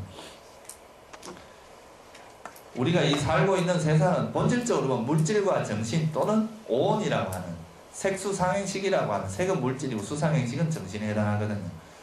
이 오온이라고 하는 이거의 집합에 불과하다. 라고 바라보면서 나라고 하는 것은 물질과 정신의 집합 또는 오온의 집합이다. 이렇게 볼 수 있는 지혜가 바로 견청정입니다. 자기를 자아라는 것을 극복하고, 그러고 나서 과거에도 뭐 우리 정말 이 나라는 게 존재했을까? 현재 내가 진짜 있는 걸까? 이게 뭐야? 환상은 아닐까? 이렇게 볼 수도 있고, 미래에 죽고 나서도 이런 오온이 과연 존재하는 것일까? 라고 이렇게 바라보는 그 의심을 극복하고, 어떤 업이 과거 어떤 인연에 의해서 과거가 연기법을 관찰함으로써 어떤 업이 있으면, 오염원이 있으면 그 다시 뭔가 행위가 일어나고 그 업에 의해서 새로운 삶이 있고, 또 그 업이 지으면 또 새로운 삶이 있다는 것을 이해를 하는 것이 바로 도의청정. 여기서 의라는 것은 의심이거든요. 의심 의자입니다. 도라는 건 건널 도자고, 이 건널 도자에다가 의심의 겁니다. 그래서 의심을 극복하는 청정이다 해서 도의청정이라는 겁니다. 그러니까 여기서 의심을 극복하는 청정이 두 번째 단계, 이거는요, 그러니까 연기법에 대한 통찰입니다. 조건에 대한 통찰. 모든 것이 조건 따라 일어나서 조건 따라 사라지는 거라는 걸 통찰하는 것. 그것이 이제 연기법에 대한 이야기. 그래서 이렇게 이제 견청정과 그러니까 물질과 정신이라는 걸 파악하고 그것이 일어나는 원인이 바로 연기법에 의해서 일어난다는 걸 이해를 하게 되면, 그 다음에는 이 각각의 법들이, 우리가 이제 여기 있는 사람들이 다 각자 나름대로의 캐릭터, 성격을 다 가지고 있잖아요. 그죠? 근데 이 여기 있는 모든 사람의 공통된 특징이 뭐예요? 사람이라는 거. 이런 건 공통된 특징이잖아요. 마찬가지로 우리가 물질과 정신도 나름대로 이 세상에 존재하는 것들은 각자의 특성을 다 가지고 있어요. 근데 이 세상에 존재하는 모든 것들이 공통적으로 가지고 있는 특성이 있습니다. 그게 바로 무상고 무한하는 특징입니다. 이런 걸 우리가 뭐라고 하냐면, 그래서 이걸 삼법인, 우리 이 세상에, 우리가 살고 있는 세상에 있는 모든 법들의 공통된 특징은 바로 무상하다, 보다 무하다라고 하는 특징입니다. 그래서 그런 특징을 각각의 법들의 그런 특징을 조사함으로써 우리가 이제 이런 각각의 법들이 무상하다는 것은 뭐로 알 수 있느냐 하면, 법들을 우리가 관찰해보면 우리가 이제 이런 껍데기를 보는 게 아니라 이 실제로 이것들이 가지고 있는 특성을 조사해보면 그것들은 항상 일어나고 사라지고 일어나고 사라지고 이런 특징이 있습니다. 그거를 봄으로써 우리가 이제 무상함을 알게 되는데, 일어나고 사라짐을 보는 이런 그 이제 수행을 하다 보면 우리 지혜가 굉장히 예리해집니다. 이제 물질과 정신도 파악하고 조건도 파악하고, 이렇게 과거에 내가 이제 이런 수행을 하기 전에 지혜의 단계하고 전혀 틀려서요. 마음이 굉장히 예리해집니다. 그러면 우리 마음에서 어떤 게 일어나냐면 큰 기쁨이 일어나기도 하고, 또 지혜가 아주 예리해집니다. 과거에 전혀 몰랐던데 세상을 보니까 막 흔히 보이는 것 같고, 그런 지혜가 예리해지기도 하고, 우리 마음이 아주 큰 광명이 일어나서 막 여러분 이 있는 방안이 환하게 비치기도 하고 그렇습니다. 그런 걸 통해서 우리가 내가 드디어 깨달음을 얻었구나, 열반에 도착했구나, 이런 마음을 일으킬 수가 있는데, 이렇게 우리가 수행 중에 나타날 수 있는 한 10가지 경계가 있습니다. 그런 경계를 보고 이것은 도가 아니다, 진정한 도는 이런 것이고 이것은 우리가 수행 중에 나타나는 하나의 과정일 뿐이다 라고 통찰하는 지혜가 바로 비도청정입니다. 이것은 도고 이것은 도가 아니다, 비도 라고 통찰하는 지혜가 도비도청정입니다. 그래서 이제 우리가 실제로 수행 과정에 나타나는 이런 것들은 진정한 우리가 지혜가 아니라 수행 과정에서 나타나는 현상일 뿐이다 라고 이해를 함으로써, 그 다음에 이런 나타나는 경계에 끄달리지 않고 이제 열심히 일어나고 사라짐을 관찰해서 아주 깊이 있는 수행을 하게 되는 단계가 행도, 도를 행하는, 도를 닦는, 도 닦는 직연청정이라고 이야기를 하고요. 그렇게 해서 열심히 도를 닦다 보면 우리가 이제 과거에 집착하고 있었던, 우리가 집착하는 대상은 사실 이 세상이거든요. 나라는 것과 우리 세상에 존재하는 이런 물건, 또 내가 가지고 있는 사상, 생각, 뭐 옆에 있는 사람들, 이런 것들인데, 우리가 살고 있는 이 세상의 모든 것들이 무상고 무한한 걸 통찰하게 되면 집착할 만한 것이 하나도 없다는 걸 여러분들이 알게 됩니다. 집착해봐야 집착하려고 하면 벌써 사라지는데, 워낙 빨리 일어났다 사라지니까. 그래서 이제 그로 인해서 우리가 살고 있는 이 세상에 대해서는 솔직히 믿을 만한 게 없다는 걸 알게 됩니다. 믿을 게 없으니까 우리가 진짜 믿을 만한 건 뭐라는 거예요? 열반이라는 것을 알게 되고, 그래서 우리가 이 세상에 대한 집착을 벗어나서 열반으로 마음이 향하게 되는데, 그런 것을 우리가 뭐라고 하냐면 깨달음이라고 이야기를 합니다.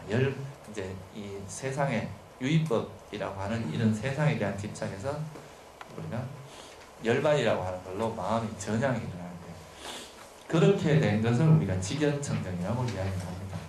그래서 이 5가지 이 지혜의 단계는 처음에 우리가 이제 지혜가 하나하나 개발이 돼서 깨달음으로 나아가는 그 과정을 5단계로서 설명을 한 겁니다. 요거는 나중에 우리가 이제 청정도 오늘 본문에 들어가서 하나하나 공부를 하다 보면 이 각각의 우리가 공부하고 있는 것이 어느 단계라는 것은 그때그때 다시 설명을 해드리겠습니다. 어쨌든 지금 흘러가는 단계가 어떤 단계라는 건 좀 이해가 가시죠? 어떤 방향에서 흘러간다는 것은. 그래서 그거를 이제 8정도나 이런 거는 그냥 이제 수행의 어떤 길을만 설명을 했는데, 이 7청정이라는 것은 수행이 성장해 나가는, 우리가 하나하나 매듭이 하나하나 풀려져 나가는 그 과정을 단계별로 설명한 것이다. 그렇게 이야기를 할 수 있습니다. 아시겠죠? 그렇게 해서 이제 그 7청정에 따라서 우리가 또는 8정도에 따라서 열심히 수행을 하다 보면 아까 이제 왜곡되어 있는 그런 것들을 버리고, 이 8정도를 실천하면 왜곡된 것이 버려집니다. 지혜가 개발되기 때문에. 그래서 이제 법을 있는 그대로 보고 이 현상계의 본질이 무상고 무아임을 통찰하게 되겠죠. 그죠? 그렇게 해서 이제 아까 말했듯이 이 우리가 살고 있는 이 세상의 본질이 무상하고 고고 무아라는 것을 통찰하게 되면 그 다음에는 뭐가 일어난다고요? 이렇게 개정해를 이제 지혜를 닦고 계율과 선정을 바탕으로 해서 지혜를 닦아서 열심히 우리 지혜가 점점 성장해서 이 현상계, 우리가 보고 있는 유의법, 우리가 조건 지어진 이 법들에 우리가 살고 있는 이 세상의 본질이 무상고 무아라는 걸 아까 통찰을 했잖아요. 그죠? 그것이 그런 지혜가 극한의 상황에 이르면 그 다음에 마지막에 어떤 단계가 가느냐면 열반으로 마음이 향한다 그랬죠. 열반으로 마음이 향했을 때 일어나는 것이 바로 이제 깨달음이라고 그랬는데, 우리가 앞에서 이제 그렇게 지혜를 개발하는 개정해를 닦음으로써 지혜를 개발해 나가는 그 과정은 세간의 발전도라고 합니다. 그렇게 해서 마지막에 깨달음이 일어나는 그 수다원도, 사다함도, 아나함도, 아라함도라고 하는 이 깨달음이 일어나는 그 순간을 출세간의 발전도라고 합니다. 무슨 말씀인지 아시겠죠? 그래서 우리가 사성제를 이야기할 때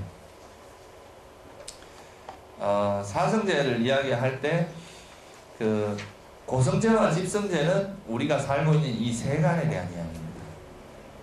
그러니까 무명과 가래 때문에 이 우리가 오온이 있고 우리 몸을 받아서 일어나고 물질과 정신이 있고 이런 것에 대한 설명이고, 이제 이 8정도는 세간의 8정도를 통해서 우리가 출세간의 8정도를 얻고, 그 출세간의 8정도를 얻는 순간 멸성제라고 하는 열반을 깨닫게 됩니다. 그래서 이제 멸성제와 도성제는 출세간의 법을 이야기한다고 보시면 됩니다. 그런데 이런 출세간의 8정도가 일어나게 하기 위해서는 우리가 개정해라고 하는 세간의 8정도를 닦아야 됩니다. 아까 그 7청정으로 이야기를 하면요, 여기서 앞에서 요 6가지 단계는 세간의 8정도입니다. 세간의 8정도를 닦는 거, 마지막에 직연청정이라고 하는 이것이 바로 출세간의 8정도에 해당합니다. 무슨 말씀인지 아시겠죠?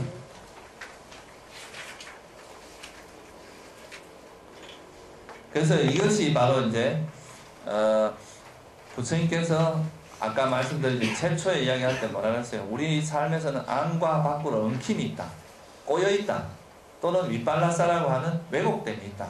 그럼 이런 왜곡됨을 어떻게 푸느냐?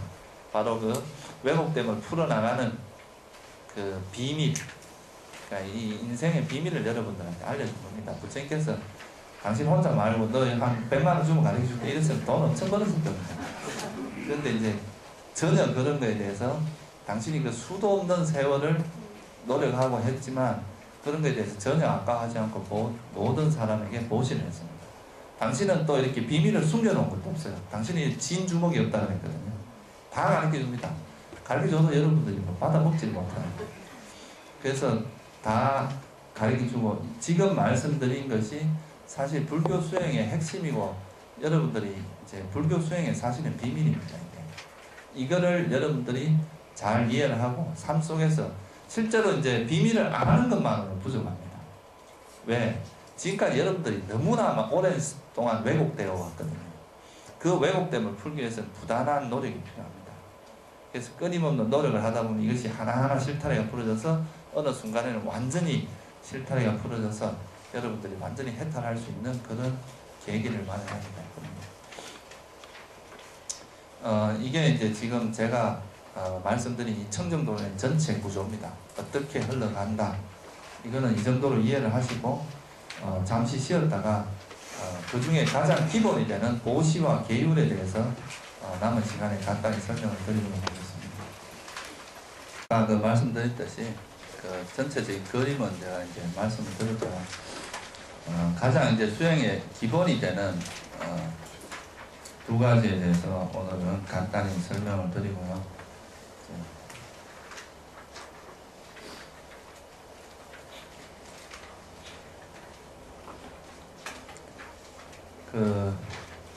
우리가 여기 청정도론을 이 책은 혹시 가지고 계세요? 지금 신청하고 있습니다. 신청받고 있어요. 이제 이 책을 보면요. 이 청정도로라고 하는 건 아까 뭐라 그랬어요? 청정도론이 뭐라 그랬어요? 열반에 이르는 길이라 그랬죠. 그죠? 그래서 이 열반에 이르는 길을 설하고 있기 때문에 여기는 이 책은 여러분들 찾아보신 보시에 대한 이야기가 없습니다. 그러니까 우리가 이제 보시라는 건 직접적인 깨달음에 이르게 하는 원인이 되진 않거든요. 그런데 이제 계를 잘 지키고 계를 안 지키면은 또 이제 특히 비구들 같은 경우는 계를 안 지키면 깨달음을 얻을 수 없다고 생각을 합니다. 보통. 그래서 이제 계를 잘 지키고 선정을 닦고 지혜를 개발함으로써 우리가 이제 열반에 이를 수 있는데 그래서 여기는 이제 보시에 대한 이야기는 안 나와 있는데 보통 일반적으로 우리가 이제 불교 수행에 관해서 이야기할 때는요 보시가 이제 한 파트고 그 다음에가 지계, 계율이 있고 그 다음에 이제 수행의 파트가 있습니다. 그 수행 파트에 이제 선정과 지혜 수행 두 가지가 들어갑니다.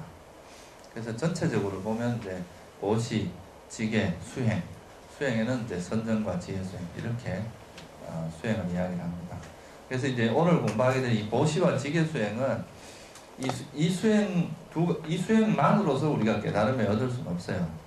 그래서 이 수행은 단지 우리가 악도에 떨어지지 않도록 도와주는 역할을 합니다. 그래서 이제 보시를 행하고 계율을 잘 지키고 이런 것만 가지고도 여러분들이 이제 윤회의 과정에서 악도에 떨어지지는 않습니다. 악도에 겨우 그 정도 갖고 무슨 수행을 하면 이렇게 여러분들이 생각할 수도 있을 수 있는데 여러분들이 죽어서 악도에 안 떨어진다는 보장이 없습니다. 제가 이거 경전에 나오는 이야기 이건 자주 하는 이야기 중에 하나인데 사람 몸을 받았다가 다시 이제 사람으로 태어나는 게 부처님께서 이 손톱경이라는 데다가 설명을 하기를 여기 여러분들이 바깥에 나가서 땅에다 이 손톱으로 이렇게 딱 요 흙을 이렇게 올려놓으면 이 손톱 위에 있는 흙하고 이 지구상에 있는 흙하고 어느 게 많아요? 지구상에 있는 흙이 적습니까?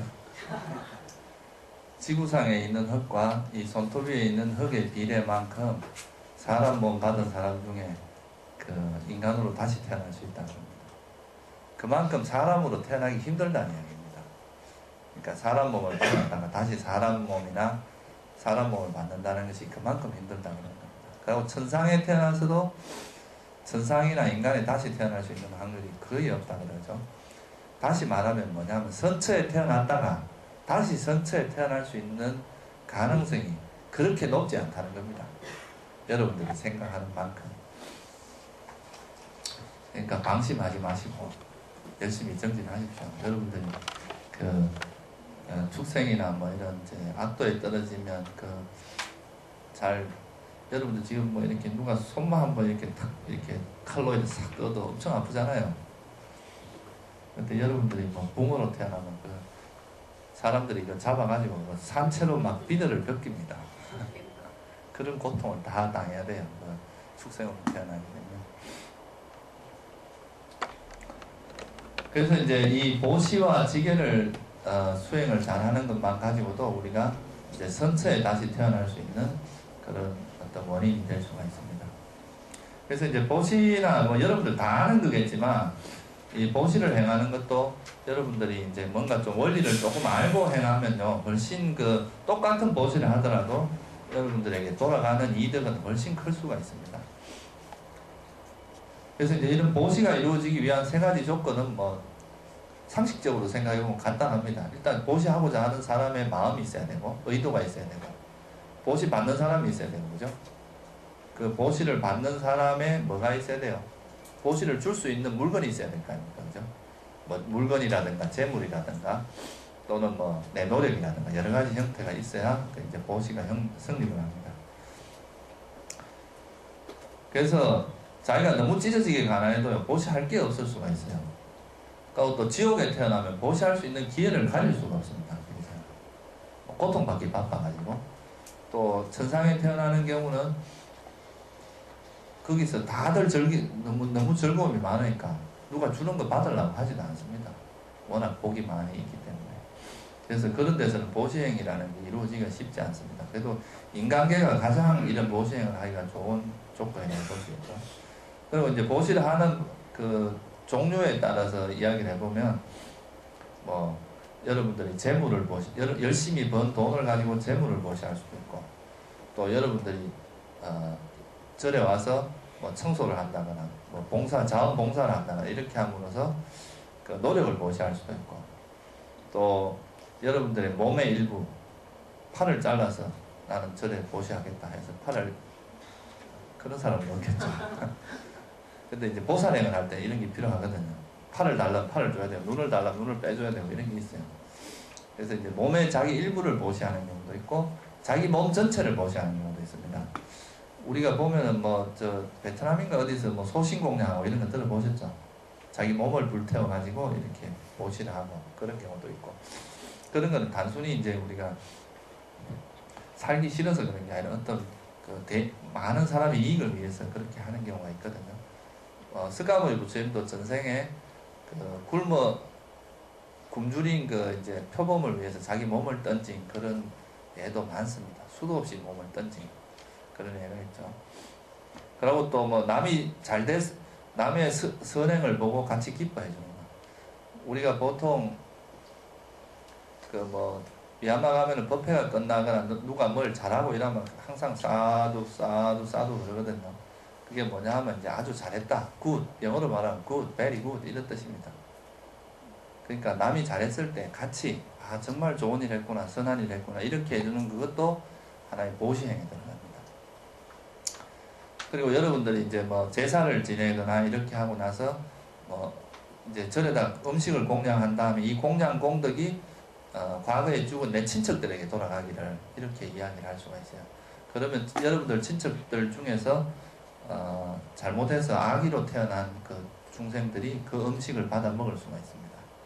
그래서 그것도 하나의 해양보시가 되고요. 그리고 또 우리가 보통 보면 이제 어떤 선행을 하고 나서 내가 지은 이 공덕이 모든 중생에게 회양되기를 이런 식으로 회양하는 것, 이런 것도 아주 선한 보시행에 해당할 수 있습니다. 그러면 이런 보시를 하면 무슨 공덕이 생기냐? 아까 말했듯이 이제 선처에 태어날 수 있습니다. 여러분들이 다시 윤회를 하는 과정에서 다음에 선처에 태어날 수 있는 그런 공덕이 됩니다. 부처님 당시에 원숭이 한 마리는요, 어떤 원숭이는 부처님께 꿀을 이래 보시를 한 공덕으로 죽자마자 바로 천상세계에 태어난 그런 이제 예가 법구경에 보면 나오거든요.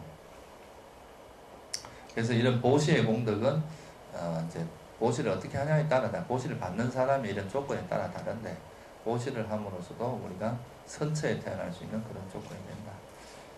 복과 덕이 생긴다고 하는 건요, 우리가 이제 자기 자신이 이제 이런 보시행을 많이 하면은 그 소위 말해서 복력이 많이 생깁니다.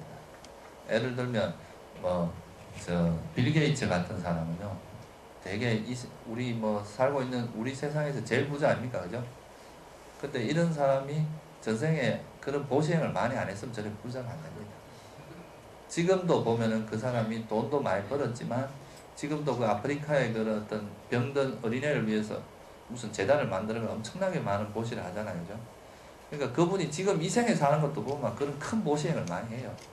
그러니까 그런 걸 보면 전생에도 이분은 보시를 많이 했기 때문에 지금 그런 거부가 될 수 있는 거죠. 그래서 이런 복이 생기고, 그래서 복 많은 사람한테, 능력이 있는 사람이 복 많은 사람한테 못 당한다 그래요. 복이 많은 사람은 그냥 자기가 별로 잘 되고 싶은 마음이 없는데도 막 일이 술술술술 풀리가 잘 돼버리고, 능력은 많아도 이제 자기가 전생에 복을 많이 안 지어온 사람들은 하는 일마다 자꾸 꼬이는 거예요. 조금 되려 그러면 또 뭔가 옆에서 누가 방해하는 사람이 생기가 안 되게 하고, 이렇게 일이 잘 안 풀려가고 이럴 수가 있는데, 이런 것도 자기의 어떤 보시행하고 관계가 있습니다.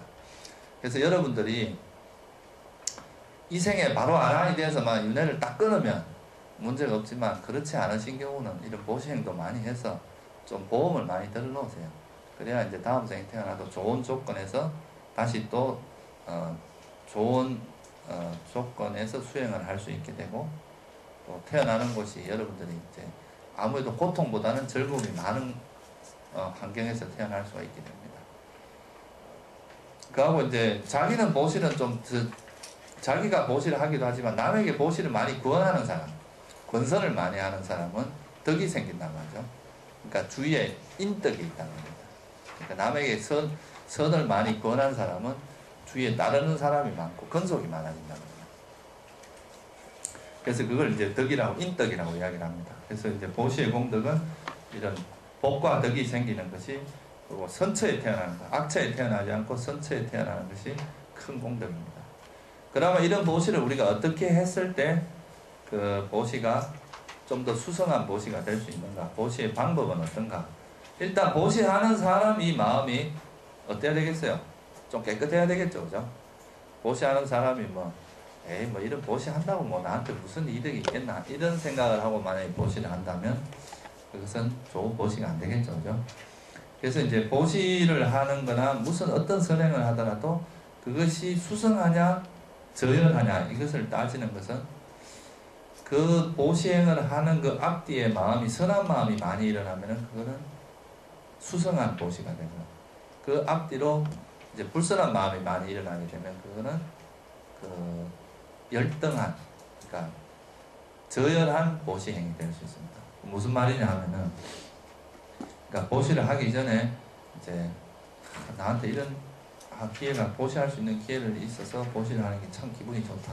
그리고 보시를 하고 나서도 내가 진짜 오늘 좋은 보시를 했구나, 아주 기분 좋게, 이렇게 하는 거죠. 이거는 그 앞에 마음들이 전부 좋은 마음들이 쭉 일어나잖아요. 이런 거는 보시를 행했다고 해도 그 보시의 행이 아주 수성한 보시가 됩니다.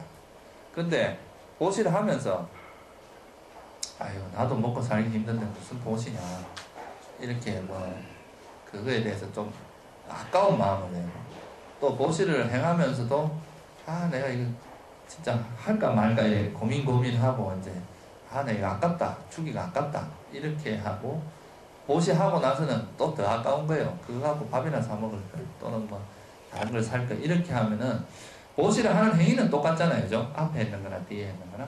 근데 그 보시를 하기 전에 이제 그 가졌던 마음가짐에서 하나의 마음은 아주 수성한 보시가 되고, 하나는 아주 저열한 보시가 될 수 있습니다. 그래서 이건 과거가 틀려요. 똑같은 보시를 했더라도 자기에게 돌아오는 공덕이 굉장히 차이가 납니다. 그래서 이왕 보시를 하려면 어차피 주는 건 똑같은데 좀 수준 있는 보시를 해야 안 되겠어요, 그죠? 그렇게. 그러고 이제 이 보시를 하는 대상도 개인에게 하는 보시가 있고, 상가라는 건 이제 우리 성가를 이야기합니다. 사부대중이 비구 비구니가 있는 성가, 그거를 이야기하는데요. 이 성가의 보시를 하는 공덕은 어떤 개인에게 하는 보시 공덕보다 수성합니다. 근데 개인에게 하는 보시 중에서 제일 큰 보시가 누구한테 하는 거겠어요? 부처님입니다. 부처님. 부처님한테 하는 보시가 가장 수성하고, 근데 뭐 우리 사는 시대에는 부처님은 안 계시잖아요, 그죠? 부처님이 안 계신 그 다음에는 영각, 그러니까 벽지불이라고 하는 스스로 깨달은 영각에게 하는 게 제일. 그 다음에가 이제 아라한입니다. 아라한 중에서도 부처님 양 옆에 있었던 상수제자가 상수제자한테, 그러니까 사리불이나 목련존자한테 하는 게 가장, 그분도 또 이제 열반에 뜨셨으니까 우리가 보시할 기회는 없을 테고, 그 다음에는 이제 대제자, 그러니까 그 다음에 아라한들, 어떤 아라한에게 보시하는 거, 그 다음에 사다함, 아나함, 사다함, 수다원, 그 다음에 수다원도 못 얻었을 경우는 선정에 들어간 사람한테 보시하는 게 공덕이 큽니다. 그런 식으로 이렇게 개인에게 하는 보시는 차이가 나요. 계율을 잘 지킨 사람이 또 계율을 안 지킨 사람보다는 보시 공덕이 크고, 근데 이제 우리가 성자에게 하는 보시는 셀 수 없는 보시 공덕이 있습니다. 뭐 경전에 나와 있는 걸로 보면요, 이제 수다원 이상의 성자에게 하는 거는 여러분들이 100원을 보시하면 그 100원이 셀 수 없는 값으로 돌아옵니다. 근데 그 선정에 든 사람이 보시면 1000억 배라고 했어요. 그러니까 여러분이 100원을 보시하면 1조가 돌아옵니다. 그렇게 개인에게 하는 보시는 이제 그런 게 있고요. 상가에 하는 그러니까 성가에 하는 보시는 부처님께 하는 보시 이상의 그 공덕이 있습니다. 그래서 여러분들이 어떤 보시를 할 때 나는 이 상가에다 보시를 하겠습니다, 이렇게 마음을 먹고 보시를 하면은 훨씬 더 공덕이 크게, 여러분들이 그 공덕을 크게 받을 수가 있습니다.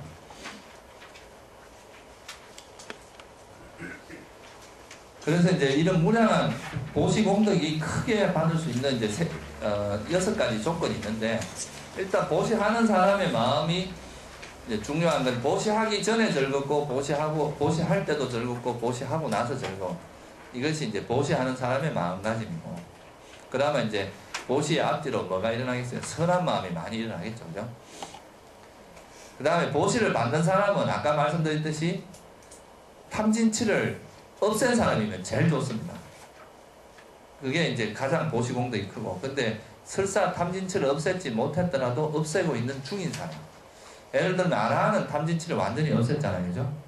근데 아라한 같은 경우는 성냄은 없어졌지만 탐심과 어리석음은 남아있거든요. 이런 경우도 없애고 있는 중이잖아요. 이런 분들에게 보시를 하는 공덕은 엄청나게 큽니다. 똑같은 우리가 보시를 하더라도 그 보시 받는 사람이 어떤 사람이냐에 따라서도 보시 공덕이 엄청나게 차이가 납니다. 그래서 이제 우리가 이 성가, 불교에서 공부를 수행을 하는 수행하시는 분들의 보시를 하는 것은 일반인들의 보시를 하는 것보다 훨씬 복력이 큽니다. 그래서 우리가 그런 수행하는, 또는 성자가 된 사람을 우리가 뭐라 그래요? 복전이라 그러죠, 그죠? 그러니까 일반인들이 그분에게 보시를 하면은 그것이 엄청난 큰 값으로 돌아오게 하는 그런 복전이 된다.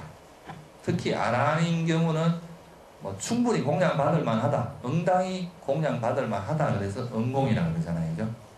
이분은 남에게 보시를 받을 만한 자격이 있다는 거예요. 그럼 그 보시를, 그런 분에게 보시를 하게 되면 무량한 보시 공덕이 있습니다, 여러분들에게. 그래서 주위에 이래 보고 탐진치가 없고 이런 사람 잘 있으면 그런 사람들한테 보시를 하시고, 보시를 하실 때 마음은 항상 즐겁게 하십시오. 이왕 하는 보시. 괜히 이제 보시 시켜내놓고 성질 내가지고 이제 다 그 복을 까먹지 말고, 이왕 보시를 하는 건 즐거운 마음으로 하는 게 좋습니다.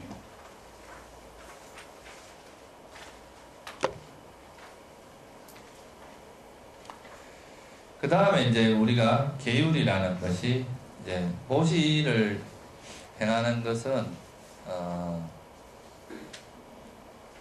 아까 말했듯이 이제 그 여러 가지 이제 공덕이 있고요. 또 계율을 받는 것은 단순히 이런 선처에 태어나는 공덕을 떠나서 우리 수행을 잘 할 수 있도록 도와줍니다.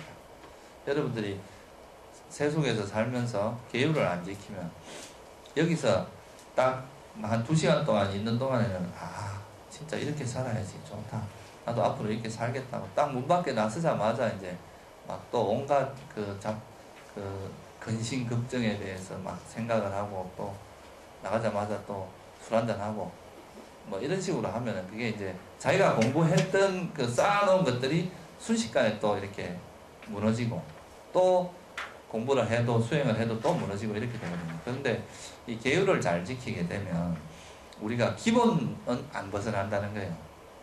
아주 우리 마음을 근본적으로 확 흩트리는 그런 나쁜 행동을 안 하기 때문에 우리 마음이 기본적으로 안정이 되고 그런 효과가 있습니다.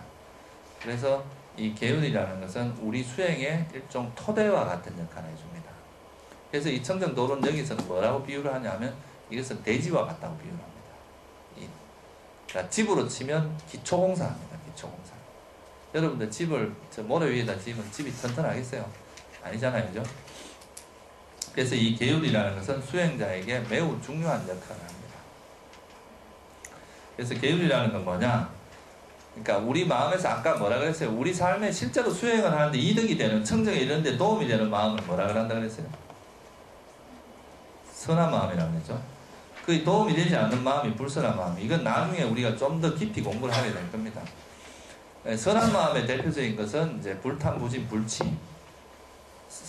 불선한 마음은 탐진치입니다. 그래서 이런 불선한 마음이 일어나면 우리 삶에 이득이 안 되니까 이런 불선한 마음이 잘 일어나지 않도록 우리 몸과 입을 단속하는 게 바로 계율입니다. 여러분들 마음에까지 이게 뭐 불선한 마음이 일어나지 않게 할 수는 없어요. 왜냐하면 여러분들 여기 아란이 있다면 뭐 아란이 있을 수도 있거든요. 아무도 몰라요. 그 아란의 경우는 번뇌가 없기 때문에 이런 개를 절대 파할 수가 없겠죠. 그죠? 근데 우리가 아직 아란이 되기 전에는 마음의 오염원이 탐진치가 일어날 수 있거든요. 그 마음으로 일어나는까지 어떻게 할 수는 없지만 그게 밖으로 말이나 행동으로 나오지 않으면은 그거는 개를 어겼다고 이야기를 하지는 않습니다. 예를 들어서 내가 어떤 사람을 보고 한 대 패고 싶다 이런 생각은 들 수 있어요. 근데 실제로 그걸 패면 어떻게 돼요? 그거는 계율을 파한 게 되지만 우리가 실제 패진 않고 마음으로 그걸 알아차리고 그걸 빨리 마음을 누그러뜨리고 행동으로 옮기지 않았을 때는 계율을 파괴한 건 아닙니다. 살생도 마찬가지예요. 죽이고자 하는 마음이 일어났다고 하더라도 실제로 그 죽이는 행위를 하지 않았을 때는 계율을 파한 건 아닙니다. 그렇다고 해서 그런 걸 일으켜도 좋다는 이야기는 아니고요. 계율의 정의가 그렇다는 거예요. 몸과 행동, 말과 행동으로 이제 짓는 행위를 겉으로 드러나지 않도록 절제하고 하는 것이 바로 계율이다. 그래서 계율은 이 의도도 되게 중요합니다. 어떤 의도로 했느냐? 그러니까 이 계율을 파하는 게 성립하려면 일단 의도가 자기가 의도를 내야 되고 실제 그런 행위가 일어나야 되고 이런 몇 가지 조건이 있습니다.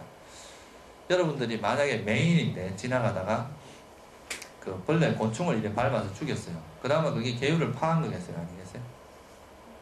그건 의도적으로 자기 죽이려고 하는 마음이 있었던 건 아니잖아요. 그죠? 이런 경우는 계율을 파한 것이라고 보지 않아요. 그렇지만 죽은 곤충이 여러분들의 원한을 품는 건 어쩔 수 없습니다. 그거는 뭐 그럴 수도 있어요. 여러분들 전혀 의도 없이 죽였다고 하더라도 죽는 사람은 열받을 수 있잖아요. 그러니까 그런 경우는 어쩔 수 없지만 자기 본인은 그런 의도로서 한 것이 아니기 때문에 계율을 파았다고 하진 않아요. 그래서 이 계율을 잘 지킴으로써 우리에게 어떤 그게 있느냐. 일단 우리 계율이라는 것은 우리 마음을 안정시키고 또 아까 말했듯이 선한 법들이 일어나는 데 있어서 뭐가 된다고요? 토대가 됩니다. 기반. 그죠?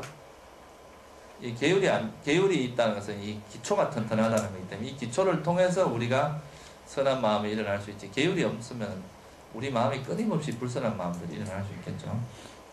그러니까 종류로 보면은 이제 여러분들이 지키는 제가에서 지키는 계율이 있고 우리 같은 출가자들이 지키는 계율이 있습니다. 출가자들은 계율이 훨씬 많습니다. 우리는 이제 비구계 같은 경우는 250가지가 있고요. 여러분들 5가지만 지키면 되잖아요. 그죠? 근데 그 5가지 지키는 게 쉽지 않죠. 먹이라든가 바퀴벌레 이런 걸 죽이는 것도 설치하는 겁니까? 그 피해를 떼드리는 거예요.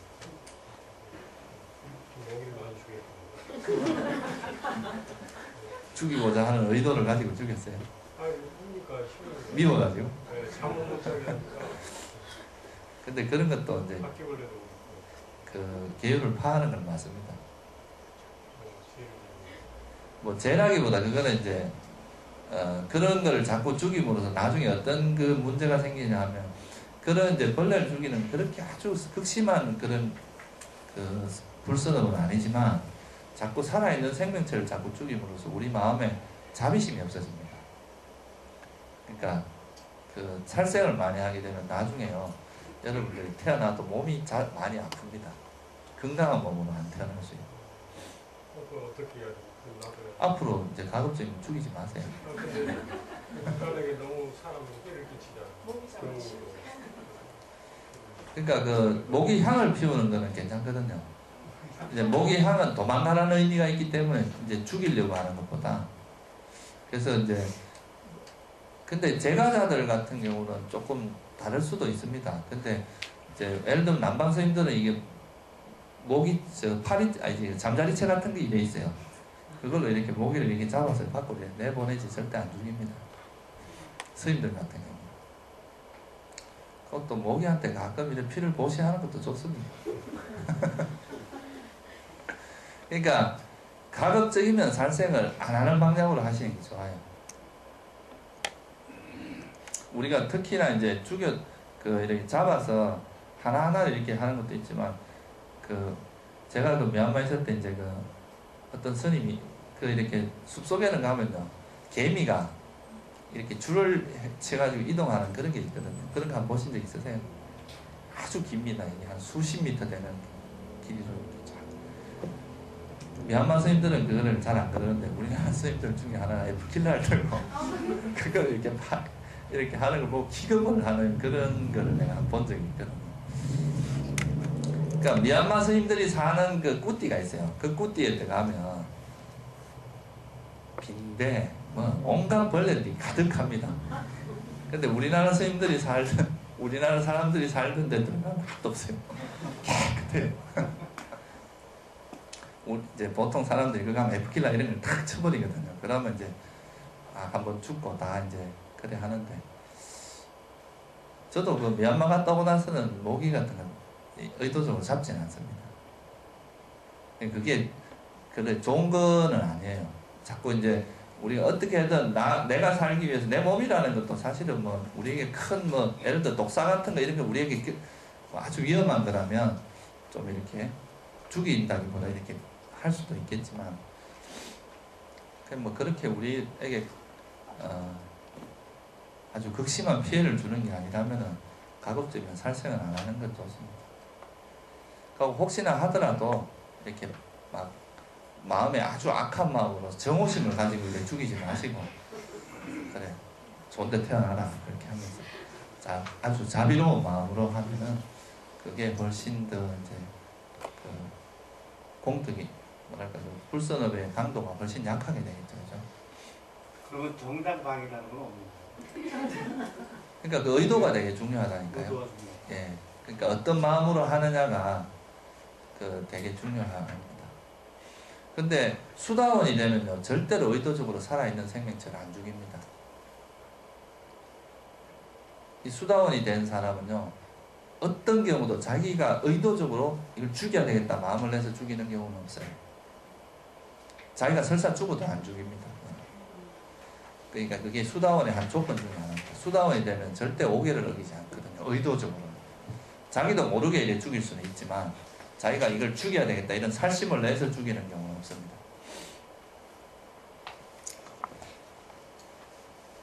그러니까 지금 너무 이렇게 가급적이면 지키는 게 좋습니다. 근데 혹시라도 안 지키더라도 그것을 이제 지키지 못했는 경우는 즉시 참여하는 게 좋아요. 참여하고 다시 다음에는 가급적이면 안 하겠다는 이런 마음을 내면 그거는 이렇게 큰 문제가 되지는 않거든요. 그래서 이제 이 계율을 잘 지키는 것은 우리 삶의 후회를 얻게 합니다. 가장 큰 것은 계율을 잘 지키는 사람은요, 이제 당당하게 살 수 있고 어디 가도 이제, 그러니까 여기서 보면 이제 계율을 술을 안 먹는 거나 남에게 거짓말 안 하거나 남을 해치지 않는 사람들은 주위 사람들에게 좋은 평판을 얻겠죠. 그죠? 그래서 훌륭한 명성도 생기고 또 자기 삶을 절제를 잘하기 때문에 재물도 모입니다. 보통 자기 삶을 절제 못하는 사람은 재물을 막 낭비하잖아요. 그죠? 그리고 이제 어디 가도 두려움이나 창피함이 없어요. 왜냐하면 당당하게 떳떳하게 살아가기 때문에. 그리고 다음에 태어나서 선처에 태어날 수 있는 조건이 되고 여러분들이 죽을 때도 매하지 않습니다. 계를 잘 지킨 사람들은 죽을 때도 마음이 아주 깨어있는 상태로 죽을 수 있다는 장점이 있습니다. 그러면 이런 계율의 종류는 굉장히 많습니다. 근데 이 청정도론에 나오는 보통 우리가 계율을 이야기할 때 우리가 이제 계율에 대해서 설명을 할 때 대표적으로 요 4가지 형태로 설명을 합니다. 그래서 이제 그거에 대해서만 간단히 설명을 드릴게요. 요 4가지 형태로 보통 이제 우리가 계율에 대해서 설명을 하는데 첫 번째 계목의 단속에 관한 게 이거는 뭐겠어요? 여러분들 같으면 5개를 지키는 게 바로 계목의 단속입니다. 계목의 단속이라는 것은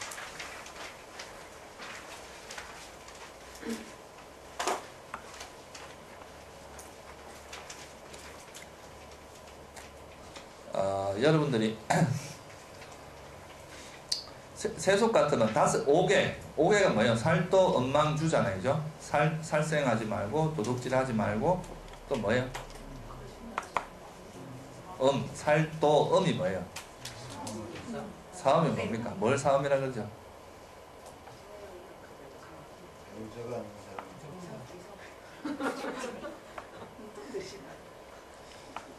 여기 바람 피는 사람 있으면 빨리 정리하세요. 그러니까 이제 자기 배우자 외에 다른 이성을 만나는 것이 사음에 해당합니다. 세속 같으면.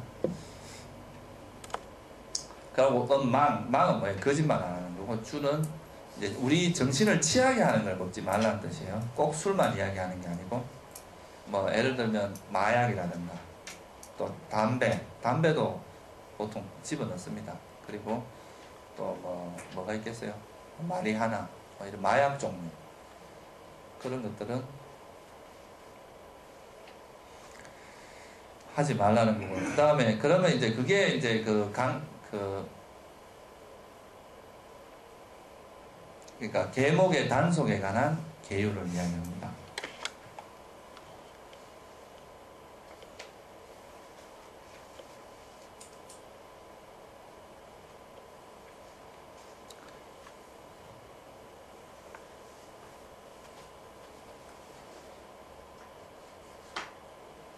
컴퓨터도 이제 끝날 때 되니까 말씀을 드립니다.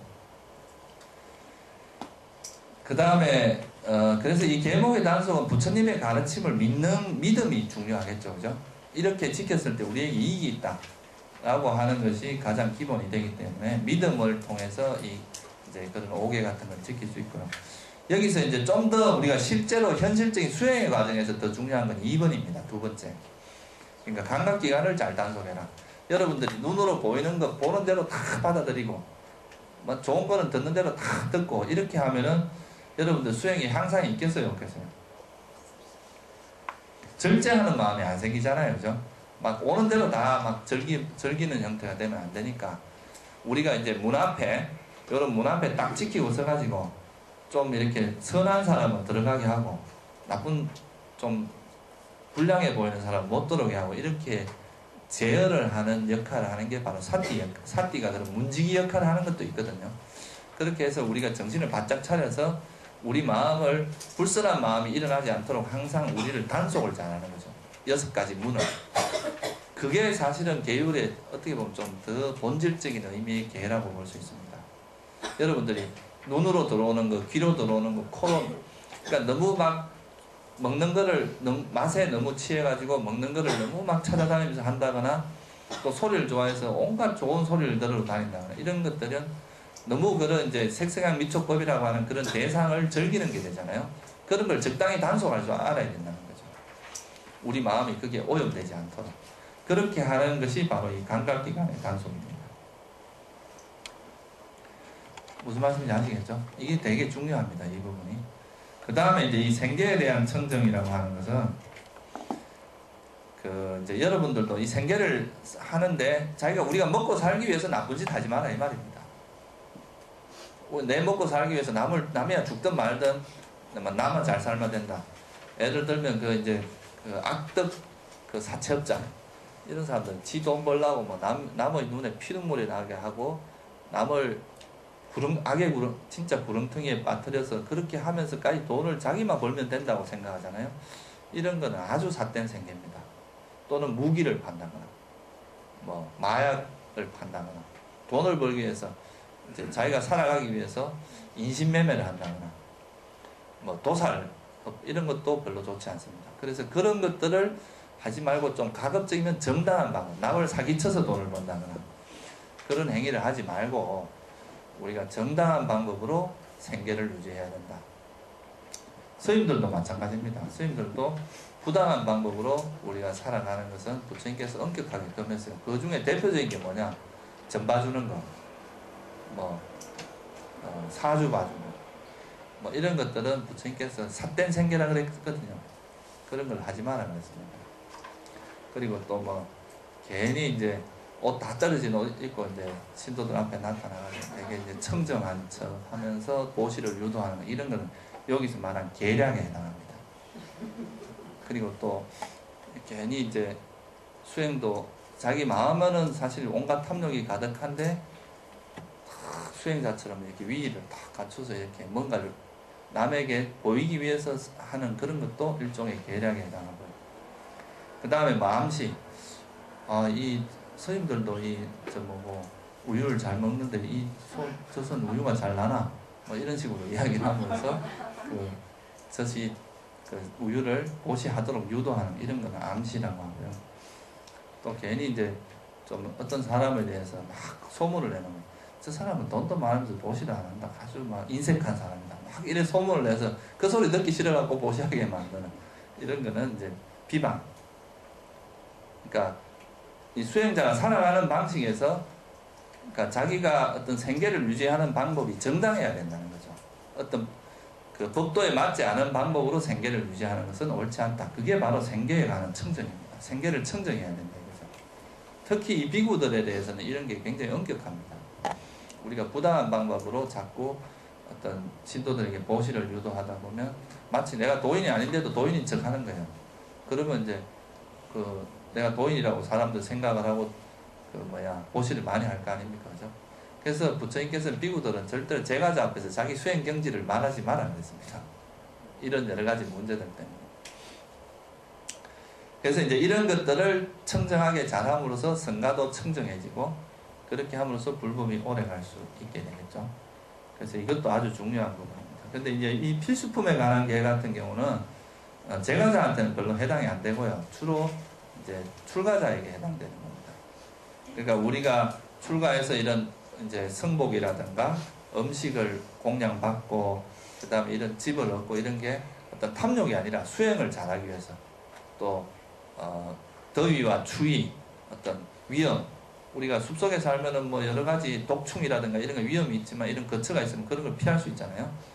그런 거를 위해서 우리가 이런 옷이나 음식이나 거처 이런 걸 받아야지 이걸 즐기기 위해서 또는 좋은 집에서 어떤 복락을 누리기 위해서 이렇게 이걸 수용해서는 안 된다. 이게 이제 일반적으로 우리가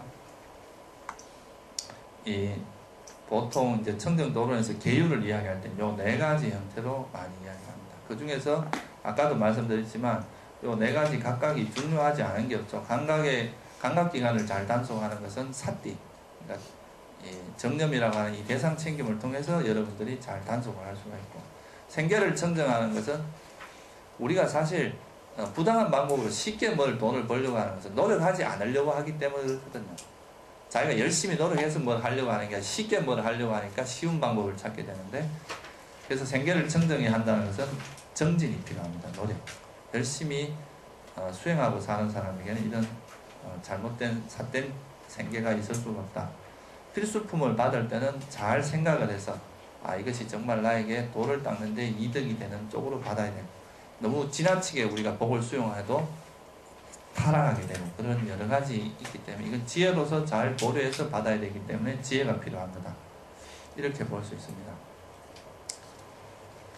그래서 오늘 시간이 약간 넘어갔는데요. 이제 오늘은 여기까지만 하겠습니다.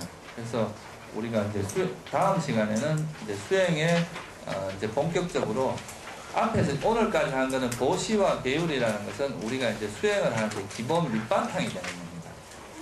그리고 이제 본격적으로 수행이라고 하는 것은 사마타 위파사나, 소위 말해서 선정과 지혜 수행, 정해라고 하는 그것이 이제 본격적인 수행인데, 다음 시간에 이제 선정 수행부터 시작을 해서 공부를 해보기로 하겠습니다. 뭐 질문이 있으세요? 질문은 있으시면 오늘은 시간이 좀 늦었으니까 다음 시간에 하기로 하고 오늘은 마치겠습니다.